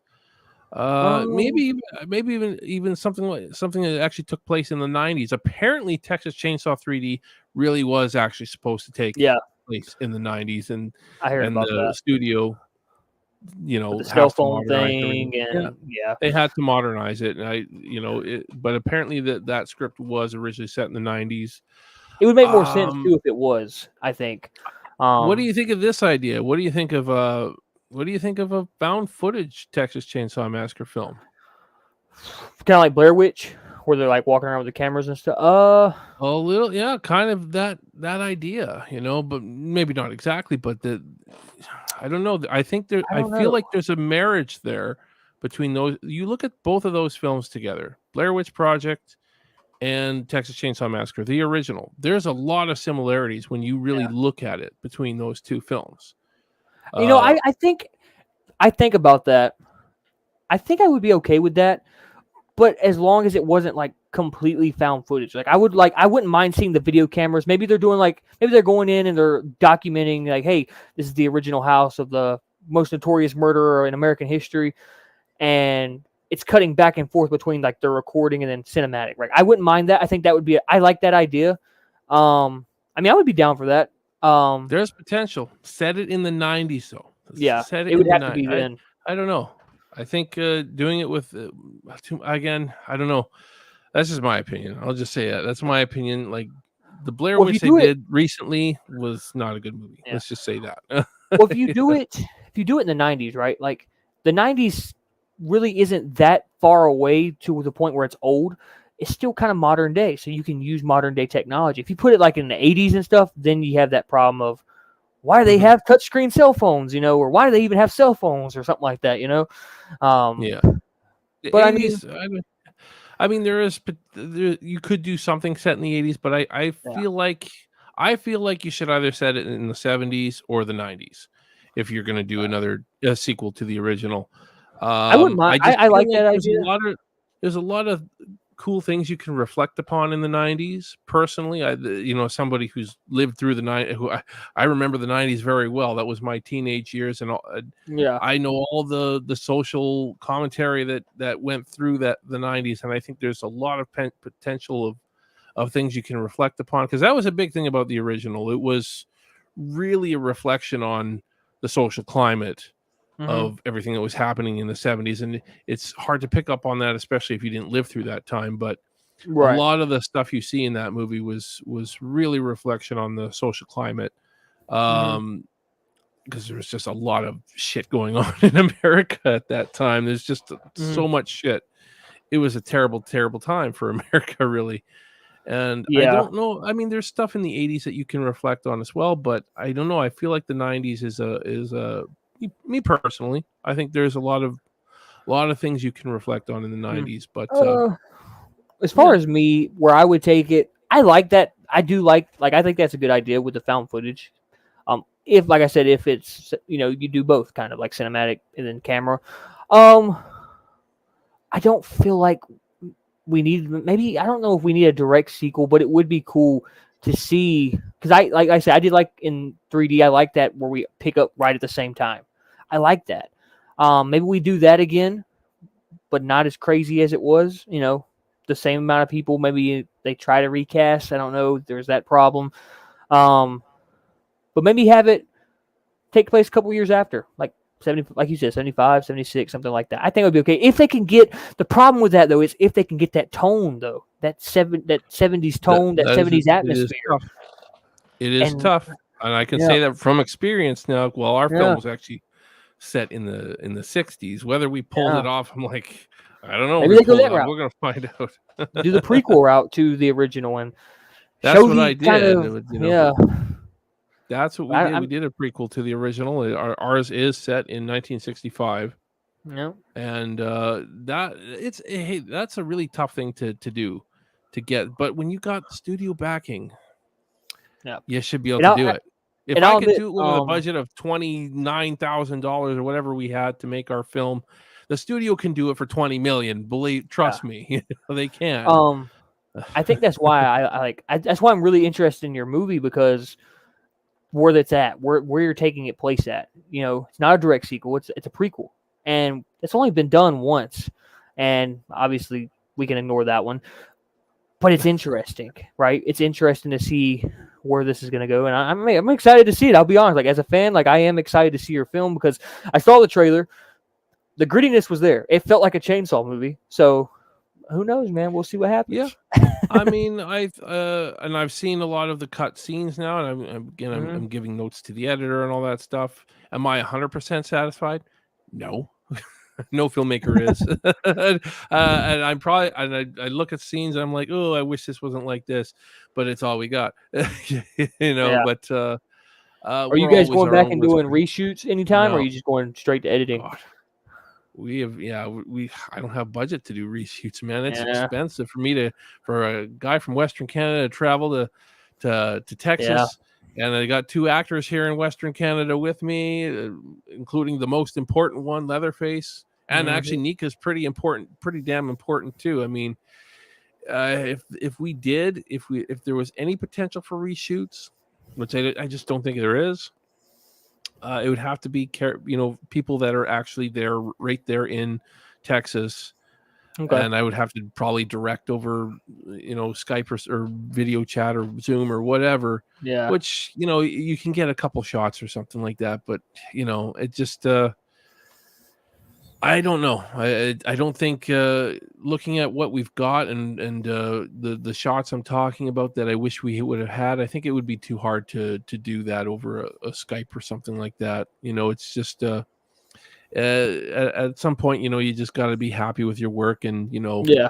and not criticize it too much, and nothing's perfect. It's never going to be perfect at Yeah. the end of the day, and I just hope you guys like it. That's at the end of the day. I just hope that we can put together a movie that you guys somewhat like, and you guys can see that we made the effort to make it look like it takes place in 1965. We did the best we could with the budget that we had, but that's tough. Making something a period piece, without money, just the vehicles alone were a huge obstacle, a massive obstacle. But we did okay. We did okay on that. But I don't know if you caught my one live stream when I was talking about the vehicles, and I thought I was over prepared on vehicles. I thought I had too many vehicles, and then Really? we're getting all these cancellations from people that said they would lend us our vehicles, and then I needed to get these 2 vehicles from this guy that lived about, I don't know, I want to say about 40 minutes from where we're staying. And so me and the production manager went to shuttle these vehicles from his place, and I get in this old 1950s vehicle, and it was like, how do you drive this thing, And you turn it on, and it would just shut off automatically because the carburetor was not good. So I mean, I eventually I got to the nearest gas station and we phoned them up, said, I'm not taking this car. I'll find a way to cut around not using this car. And we did. Yeah, it just had to be creative, but man, that was I can't imagine actually having tried to drive that vehicle all the way back to where we were staying in Bastrop. It was nuts for me to even conceive of that now. Especially me. I was driving this vehicle. And I don't know the area very. I was going to follow the other guy. I've never driven down in Texas before, and people drive down there very differently than they do here in Canada. But I could get used to it, I'm sure. But yeah, I mean, that was the kind of challenge that I was faced with on the kind of budget I had, was getting these vehicles and costume design, and the lingo was very, very tough to figure out all the lingo. Our actors were all researching lingo from the 1960s, and there was certain lingo that I wasn't aware of. I had no idea that they said certain things back then, and I won't spoil it for you, but there was definitely a few things that our actors had to say that was like, does that work? I thought that was more of a 70s or 80s thing, but it is not. It's actually 60s. So anyways, but it's tough, but a studio shouldn't have that excuse. I think sometimes studios, when they this really bothers me, and you can tell me if this bothers you or not, they phone it in with time periods a lot of times. They really do. A lot of times they'll phone in a time period with music. And I get it. Everybody gets nostalgic with music. I get it. But when every 5 minutes there's a song from that year. Most recent movie I can think of, I don't know if you saw it, was those Fear Street movies. There's 3 of Fear them. Street, Fear X. Street The new X 94? movie was like that. Okay. haven't seen Um, X, but I saw this Fear Street, and the Fear Street 94. It was like every 5 minutes there's a song from the 90s. yeah. And they should have done a little bit more research because they had, it's 94, but there Mhm. is a song from 96 playing at some point. Yeah. you know, but I know that because I Yeah. was I was highly influenced in music at that time. Mhm. So I It mean, a lot doesn't of people wouldn't catch that, but it that doesn't really seems to be bother like the thing. me that much. I mean, maybe it's because I don't really. I mean, I don't know. I get what you're saying because there are those movies where it's like it feels like a modern day movie, but then you hear like Sum 41 come on or something like that from the 90s, and then you're like, okay, or early 2000s, and you're like, okay, so it's supposed to be in the 90s. We're supposed to assume that because of the music. Especially with you can look at especially when they try to do movies like in the 80s now, like but it's present Mhm. day, like you'll see something like ACDC or something will come on, and you're like, but have nothing to do with anything else, Yeah. X, that new X movie though, it did a decent job of getting the atmosphere of the 70s. I thought. So that was set in the 70s. I believe so. I think it's supposed. I have to watch it. I have to watch it. I've heard about it. I haven't seen it. It reminded me But of the get the like, lingo right. Get the yeah, that's the thing. Research the lingo. How did people talk back then? I think, and that's just another thing that pisses me off do with a your lot of homework. today's films is that these feel like modern people. Yeah, You you gotta know, they you don't gotta feel do like your they're from that time homework. period. Yeah, Um, which you doing your homework, I mean, that shows that you care. I mean, when you take that extra time for the perfections and stuff like that, I mean, it's not I that think hard. I mean, you just got to do it. it's something I'm picky about, but I don't think a lot of studios are because they want to relate to modern audiences. So they'll set something in the 70s, but so much of it will still feel modern because they want to make it relatable to people today. Right. I get it. I Yeah. get it. Music is just not enough. You can put music from that time period, but Yep. they have to look like the time period and they have to act like the time period to me as well. It was another thing that took me out of the 2003 remake Yeah. was the characters just they didn't dress like Yeah. 1970s people It's really, I feel and they like didn't talk like these 1970s not people had. only that, like something else you see with these movies, like now, they put that filter on it, that yellowish filter to make it look gritty. Yeah, Like I can name a couple, like a lot. The remakes of Chainsaw, the Friday 13th remake did it. Um, I don't know. I mean, I don't mind it. I think it makes it look like oldie, but I mean, it's kind of I wouldn't say lazy, but it's nasty looking. Like it just makes everything look yellowish. I don't know, man. I Mhm. just you know. I mean, there is as long as we're talking about the future. I mean, there's a video game coming out.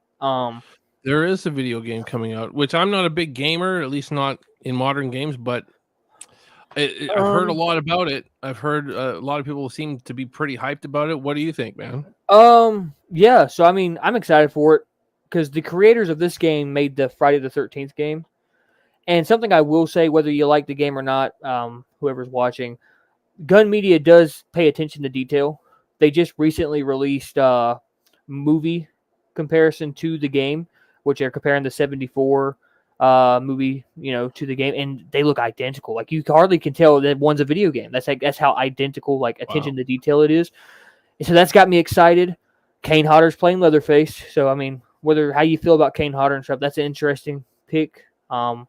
I get it though. He worked on the Jason game. I mean, I get it, but I'm excited for it. I mean, really everything. Like I don't know if you've seen the trailer, but if you watch it, I mean, you see it. I mean, it looks like the movie.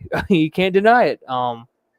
But I mean, there's literally no news about it. We don't know when it's coming out. They're slowly releasing stuff, Hmm. but everything that we've heard is good news.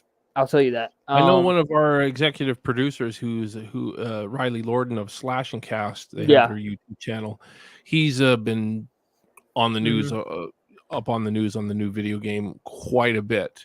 So he was supposed to play Leatherface in our movie For a Kill, but he couldn't make it down. So Got you. we gave him Okay. the executive producer credit instead. But he's been an awesome supporter, that guy. So, Heck yeah. Heck but yeah. yeah. So I mean, yeah, I mean it's cool. I wish I was more of a gamer. I'm not.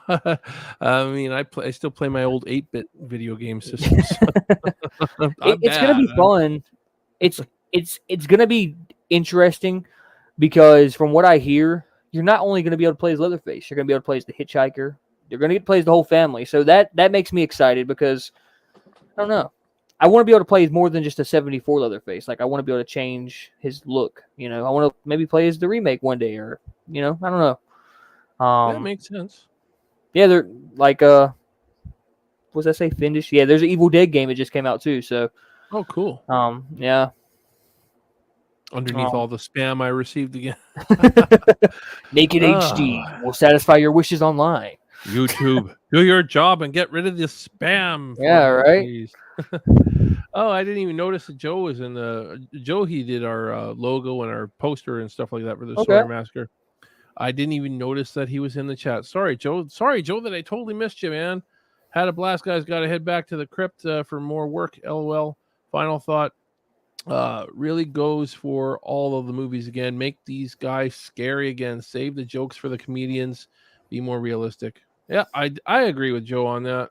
Mm-hmm. I hope I did that with my film. Again, so hard to do when you're doing an indie film, though. I gotta say, there's just it's tough. I mean, even looking at the scenes we cut, it's like I'm like, does that line work? Should we just cut that out? I'm like trying to like figure out what I should tell the editor sometimes, you know. But you know, he's doing a great job, but you know, some of the lines that I wrote just didn't come out quite as well as I thought they would. So you know, yeah, cut them. I mean, our movie's looking long too. Yeah, it's always a good thing though. Like, I'm excited. It is. It's. I don't want it too long again. I don't want it too long. I was hoping to be in that 90-minute sweet hot spot there, and yeah, I don't know. I don't want to be. If it goes over 100 minutes, I'll be a little bit. I don't know. I don't want it to be too long. And if there's stuff to cut, again, if there's stuff that feels awkward, we'll cut it out. I don't know. Mm-hmm. If there's lines that weren't delivered exactly how they should, it depends on how important it is, I guess. You know, how important was this line? Do we need it? You know, and sometimes you find that you don't need the line. That's what special features are for. Exactly. Yep. Yeah, some stuff should be on the chopping block. That's okay. You know, Yep. but I mean, man, I gotta admit though, man, I wish that we had more time to film this movie. I just wish I had a bigger amount of time. It was tough. It was tough to film it in that short amount of time. But yeah, we got her done. We got her done. 9. I'm saying 9. I'm calling it 9.5 because one of the half day was a 2.5 hour night shoot. It didn't really feel like a full day. Gotcha. We just shot it on the property of where we're all staying. You know, we were all just staying there. It was just a couple actors needed, and we needed this night scene shot though, and it was kind of important to the film. And again, it didn't. We took a lot out of the script when we shot that scene though too. We took a lot out and shot it differently because we just didn't have a lot of the stuff that was in the script. Right. You know, you deal with that sometimes when you're making a movie. You just don't have certain things that you need for the end. So we just we improvised, and I think it actually came out better. It's one of those things. I think it came out better. I haven't seen it cut yet. I haven't seen that particular scene cut yet. So we'll see. Are you going to release any? Let me ask you this: are you releasing any more like trailers or anything for it, or is that it? We are. I am going to do one more trailer, like a full trailer, probably a month before we actually release the film on YouTube. I might premiere the trailer when we do the premiere. I might show the full trailer before we show the movie at the premiere. That's a thought I do have, because I don't know. I want to give people a little bit more than I've given in my teasers. I haven't given a lot, but I also don't want to spoil too much. And you won't see Leatherface's face. Good. Sorry, man. Not even in a full trailer. You won't see Leatherface's face. It's just not going to happen. It doesn't bother me, but I do want to see it. I know. Well, you're going to see it in the movie. Yeah. It's going to make you anticipate it in the movie more. You're going to, you know, hopefully it doesn't disappoint when we have it in the movie. You know? But I don't think it will. Although I will say that like that was one of the shots I wish we could have gotten better, was the reveal of Leatherface. It was just tough we got it, but I wish it was a little bit. I don't know. I'm picky with my shots. Yeah. I'm I got picky you. with my shots. It I just understand. yeah. And you guys will probably see it and think, oh my god, or not, or maybe you guys will see it. Oh, that's weak or whatever. Who knows? Who knows? We'll find out. I hope it's good, but it's not exactly how I saw it in my head, and sometimes that's not necessarily a bad thing. So Yeah. I have to give it a few washes, and I have to say, okay, does this look good still? Even though it's not like how I saw in my head, does it still look good? Right. So I don't know. I think it looks good, but we'll find out. We'll just find out.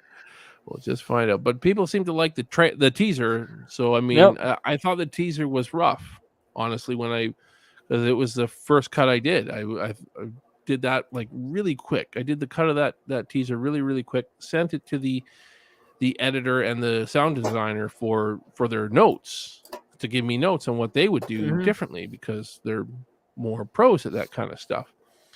And I hadn't really done the sound at all for it. I was mostly going to leave that to him, but I wanted notes on whether it was cut, how I should change the cut.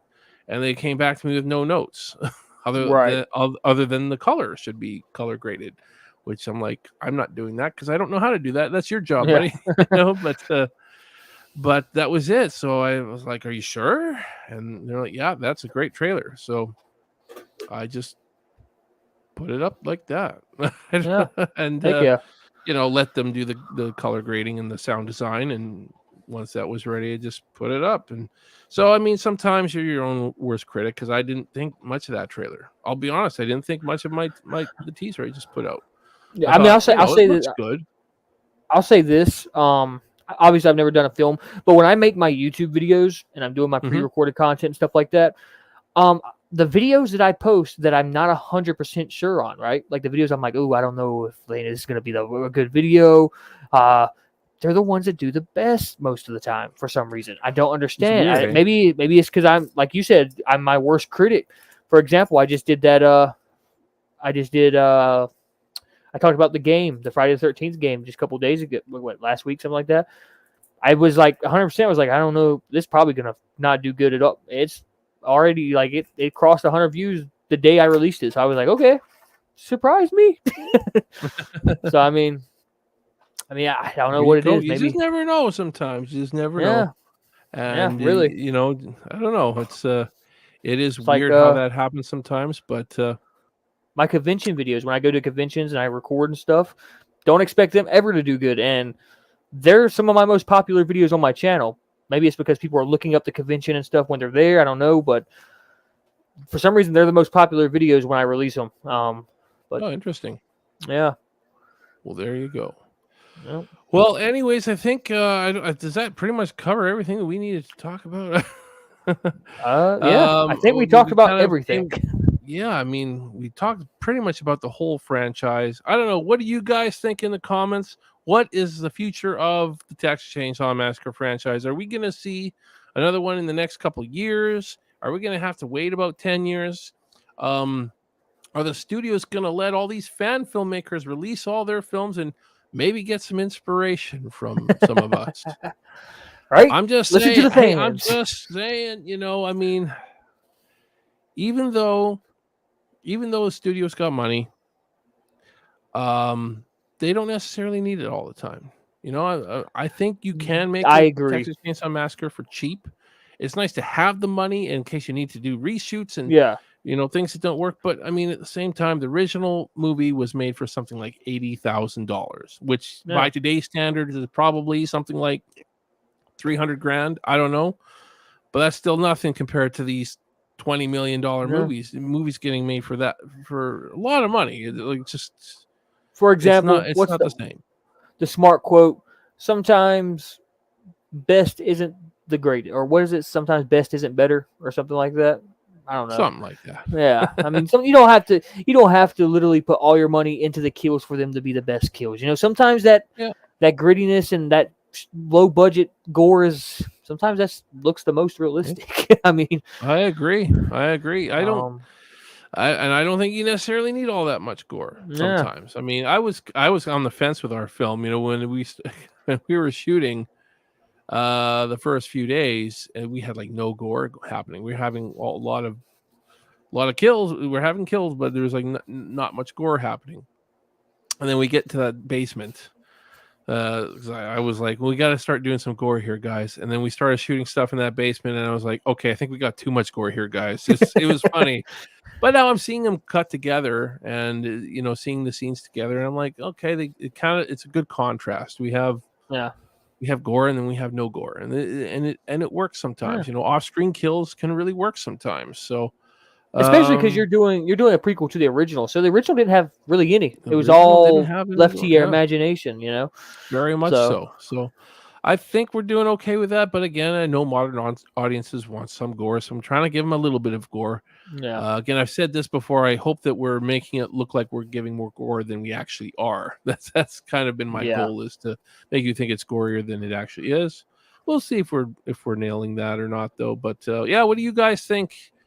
Texas Chainsaw Massacre, are these studios going to look at what we indie filmmakers are doing with now that there is more fan films being made? There are more Texas Chainsaw Massacre fan films being made. We've mentioned it a couple weeks ago, where we talked about The Grind is another Texas Chainsaw Massacre fan film that's in pre-production. They're going to be launching an Indiegogo, I think, next month.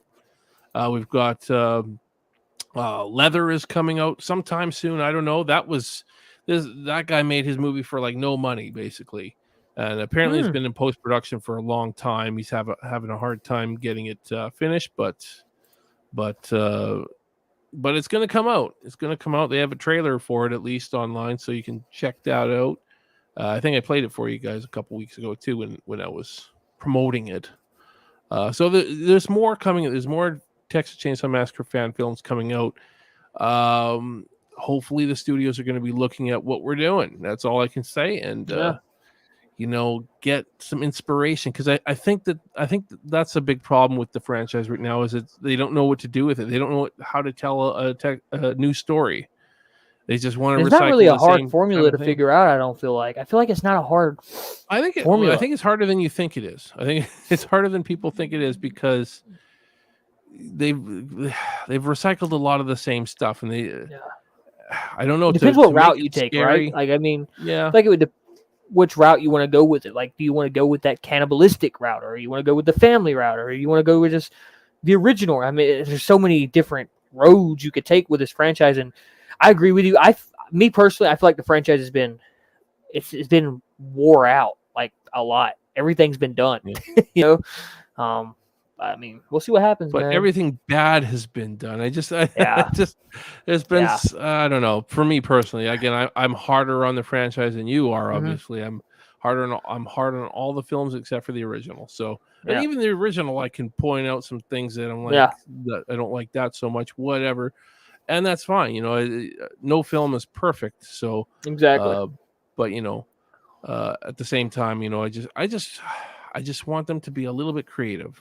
I think there's a little bit of creativity. You can make a good film, and man, give it to somebody who's got a story. Just don't hire a writer in Hollywood that's going to go off of your formula, your Hollywood formula. I think they can't do that with Texas Chainsaw Massacre.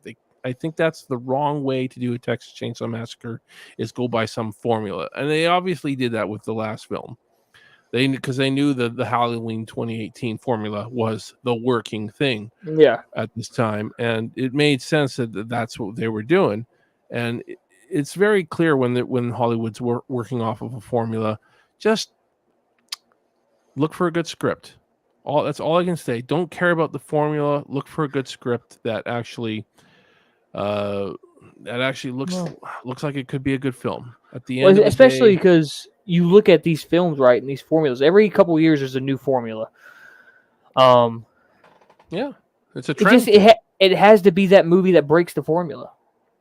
Yeah. Did you notice the movie that breaks the formula is the popular movie? I agree. So, I mean, that's all it's got to do. Look at some of the if you want to make a groundbreaking film, break the formula. Break the formula. Break out of the box. Look at a lot of like the what's one? Look at like Jordan Peele's movies, right? Look at his movies. that's somebody you would never expect to make a good horror movie, and here we are talking how A good they comedian. are. Yeah, Maybe that's why Blumhouse hired David Gordon Green to do the Halloween movies. I don't know, because you wouldn't expect him to make a good horror movie either. But comedians, I'm mixed on it. I'm mixed on them. I mean, I'm not going to go into that because I mixed on him Chainsaw. too. Yeah, I mixed on it too, but it's I'm not saying that that's necessarily the right formula, but I just think they need to find somebody who's got a good script. Yeah. At the end of the Yeah. day, somebody's a got fan a good and a script. lover of the franchise, right? Like someone who likes Yeah. the movies, or likes the original at least. At least the original. I'm that guy that only really likes the original. So Yeah. I mean, again, there's a lot of stuff I like about the remake, but I just ultimately, man, I'm that guy that wishes that they did this and they wish that they did that. And if they had done these few things different, I would probably actually really like the remake. But but it's it is what it is. And Yep. I'm harder on it than I should be. That's for sure. That's because I saw it opening night and all that kind of stuff. Really stoked seeing the teasers for it on the TV teasers, because I didn't have no internet back then. I hadn't seen a full trailer for it, but the teasers you saw on TV were enough for me to say, "Oh my God, they outdid the original." I was that guy. I thought they outdid the original. I really went into that movie thinking they outdid the original, and I think I'm disappointed in it because it really didn't live up to that hype for me, and I overhyped it. That's a thing too, is over promotion. False advertisement. They promote it so much that you think it's something else, and then you get in there and you're just pissed. That was a big thing with Halloween Kills for me. I walked in there overhyped and walked out disappointed. Like I just didn't like it. It's okay. There's definitely worse, but I had a lot of problems with it, dialogue wise, and I'm not going into that. I'm not going into Halloween because I don't like talking about it. But I guess it was that bad for you. I mean, there was a lot I didn't like about Halloween Kills, but it's not that it was that bad. It's just everybody talks about Halloween, and it's just it's the people's favorite, I guess. I don't know. Yeah, I mean, ultimately, it's my favorite franchise, which isn't saying much because I don't like any real franchises as a whole. Yeah. It's the one I like the most as a whole because I actually like 4 films in the Halloween franchise. I like 4 whole films in that whole franchise, and that breaks any other franchise for me. I can't say that about any other franchise. My favorite movie of all time is obviously the original Chainsaw, but my favorite franchise is Friday the 13th. I feel like out of the big 3, Freddy, Michael, I feel like that was the most consistent. I feel like even the bad movies in that one are watchable. But I have fun with it. Like I have a lot of fun with Friday the 13th. Like I can sit down and really watch any of the Friday the 13th movies and find something out of it that I really, really like. A lot of people do. Again, it's another one that I never really got into. I never really got into Friday the 13th. Jason never really scared me. I found him scarier as the sack face character rather than the hockey mask. I always thought the sack head was a lot creepier. I don't think he's scary. I don't think he's scary. Yeah. I think people mostly go to Friday the 13th for the kills now. But I like Jason. I'm not a kills guy, I guess. That's why maybe that's why I don't really care much for it. It's because there really isn't a lot of story with Friday the 13th. It's a real simple formula. Campers go to a camp, they have sex, they do drugs, and then they get slaughtered. I mean, that's really all of them, honestly.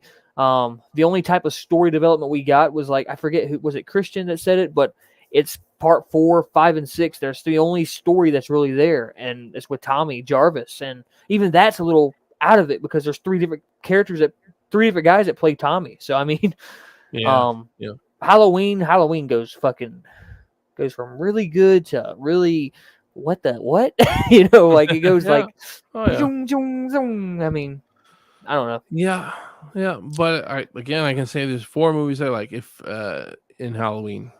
So if they would have ended the whole series after Halloween 4, I'd be a happy guy. Because that's what I don't 4. Like any. I like 4 after. I'm saying after Halloween 4, don't make any more films.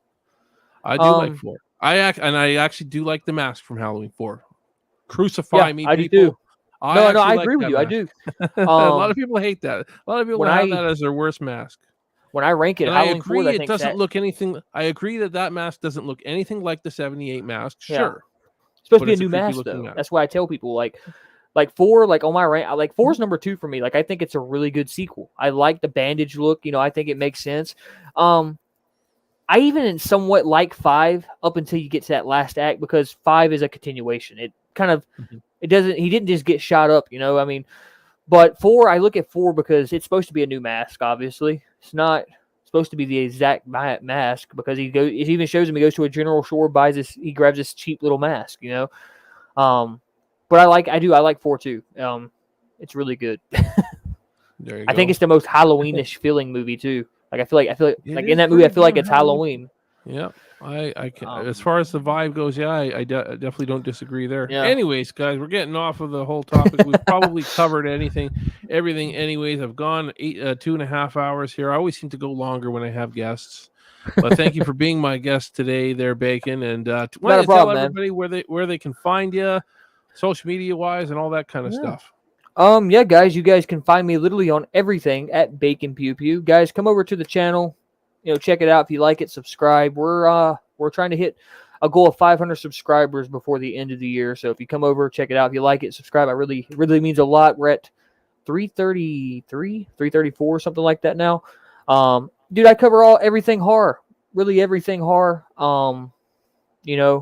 Sometimes I do live streams, commentary, stuff like that. But yeah, really all I can say is come over, check it out. I can't really give you a description of anything because I do everything really. From live streams to movies to game, it's all horror. So come check it out. Steve, thank you for having me on. I really had fun tonight talking about the franchise. So I appreciate you inviting me on. No problem. Yeah. It's good to have guests on. It's good to have somebody to talk to. Other than I'll chat. see Of you in course, I'd like to Texas, talk my to guy. I will see you in Texas on August 26th for sure. Now, how close are you to Texas, by the way? Do you live in Texas or near Texas? Or? I am on the East Coast. I'm in South Carolina, so South Carolina. That's not too bad. Yeah, so I'm about halfway over. So I'm like on the other side. So like you have Texas, and then I'm over here. Yeah. Oh yeah. Yeah. Texas is like Middle America, right? Yeah. Central America or whatever. Yeah. Central US. I think I'm actually gonna make a vacation out of it. I think I'm gonna come down there for like a week or something, and I'm gonna have some stuff planned out. Yeah, screw it, Texas. Why not? Let's go. I'm still debating whether I'm driving down or flying down. Because part of me wants to do a drive because it would be a one hell of a road trip, but it's just that's so where long. I'm at too. Like I'm trying to figure that out as well. Do I fly or do I just take the road trip? Because it's really a straight shot. Stop on the way, maybe find some cool. Plus there's a lot of our YouTube buddies out there. I don't know if you know them. Destiny's out there. That's right. Yeah, that's right. Destiny. Yep. Caleb from the Dark Ether Files podcast is out there. So there's people out there. I mean, I don't know, but I'm coming. I know that. I'm excited. Well, that's though. Good. I hope so. Yeah. Awesome. Yeah, I have an idea for it.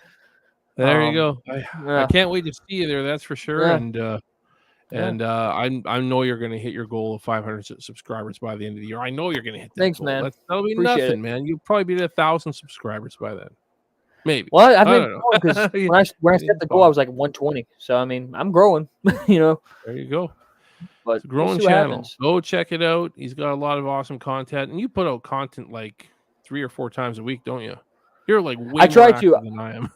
I try to put it out as much as I can. Sometimes I slow down because of my work schedule and stuff. But at most 2-3 times a week. If it tells you anything, my last upload was 2 days ago, and then before that it was probably 4 days ago. I don't know, but I put it out consistently when I can. I try to do live streams whenever I can. I love doing live streams. But yeah. I can't do pre-recorded videos. I'm so terrible at pre-recorded stuff. I don't know why. I do pre-recorded because I can't ever find time to do a live stream. That makes sense. That is the one struggle with doing live streams is I got to find time to do them. So I've been better lately, but I mean, for the longest time, I was doing live streams like once a month, and it was just not enough, And my viewers and I don't know if I should say fans, but whatever. They were like, "When are you going to do another live stream?" I'm like, "Oh, I'm getting there. I'm getting there." Yeah. So I'm better now, but how Mm. long can I keep this regular rotation up? We'll see. Again, I'm a busy guy. Even in post production, I'm still doing a lot, and I'm still doing an Indiegogo campaign, and all that kind of stuff. It takes up your Right. time. That's for sure. It I does. just don't set it and forget it, and that's it. Anybody who's doing an Indiegogo, don't just set it and forget it. You got to be active on it every Yeah. day. So, yeah, it's a lot of work, but I like doing these live streams. I like chatting with people in the chat, and Yeah. I It's wouldn't do it fun. if it wasn't fun. Yeah, and having guests on Yeah. like you, it's Yeah. always great. So Yeah. there you go. Maybe I'll be on your channel again sometime soon. I don't know. We'll Definitely, see. definitely. Maybe we I'd get love you on that. there before the premiere or something like that. And we talk about it. Hey, And you we'll never promote know. it a little bit That'd more. be a good idea. Yeah, That we'll would be do a it. good idea. I bet you'll hit that 500 subscribers by then. I bet you will. I hope so. I really do. Yeah. So everybody go subscribe to Bacon's channel right now if you haven't already, and we'll get this guy up to 500 subscribers Appreciate before it, the Steve. premiere. There Appreciate you it. go. Oh, we do what we Yeah. can. We Yeah. do what we can. All right, everybody. Thank you guys. And again, thank you to my guest, BaconPewPew, for coming on the show tonight. And you guys in the chat, I know I missed a lot of your guys' comments in the chat. I apologize. I do the best I can to get your comments said on the air. But anytime I have a guest, it's a little bit tricky, just so you know. And thank you to Naked HDXYZ. Will satisfy your wishes online. For showing up again and spamming the hell out of my chat. And I think he's your biggest fan. I think he's your biggest and the fan. I'm trolls just we saying. had. And the trolls we had earlier, probably just one troll with multiple accounts, but we know it was you. That's all. Thank you for showing up. Haven't seen you in about, I don't know, 5-6 months now, maybe even more. So thank you for showing up again. Come up with some new material, though, please. Please do. All the views are appreciated. Yeah. And hit that dislike button if you want to. We can't even see it anymore. I have no idea how many. I kind of wish I knew how many dislikes I was getting on these videos, because they do actually add to the algorithm. So I kind of don't mind. So either way. All right. The word of YouTube, you have no choice. All right, guys. You guys have yourselves a good night. We'll see you guys next week. And have a good one. Yeah. Bye, guys.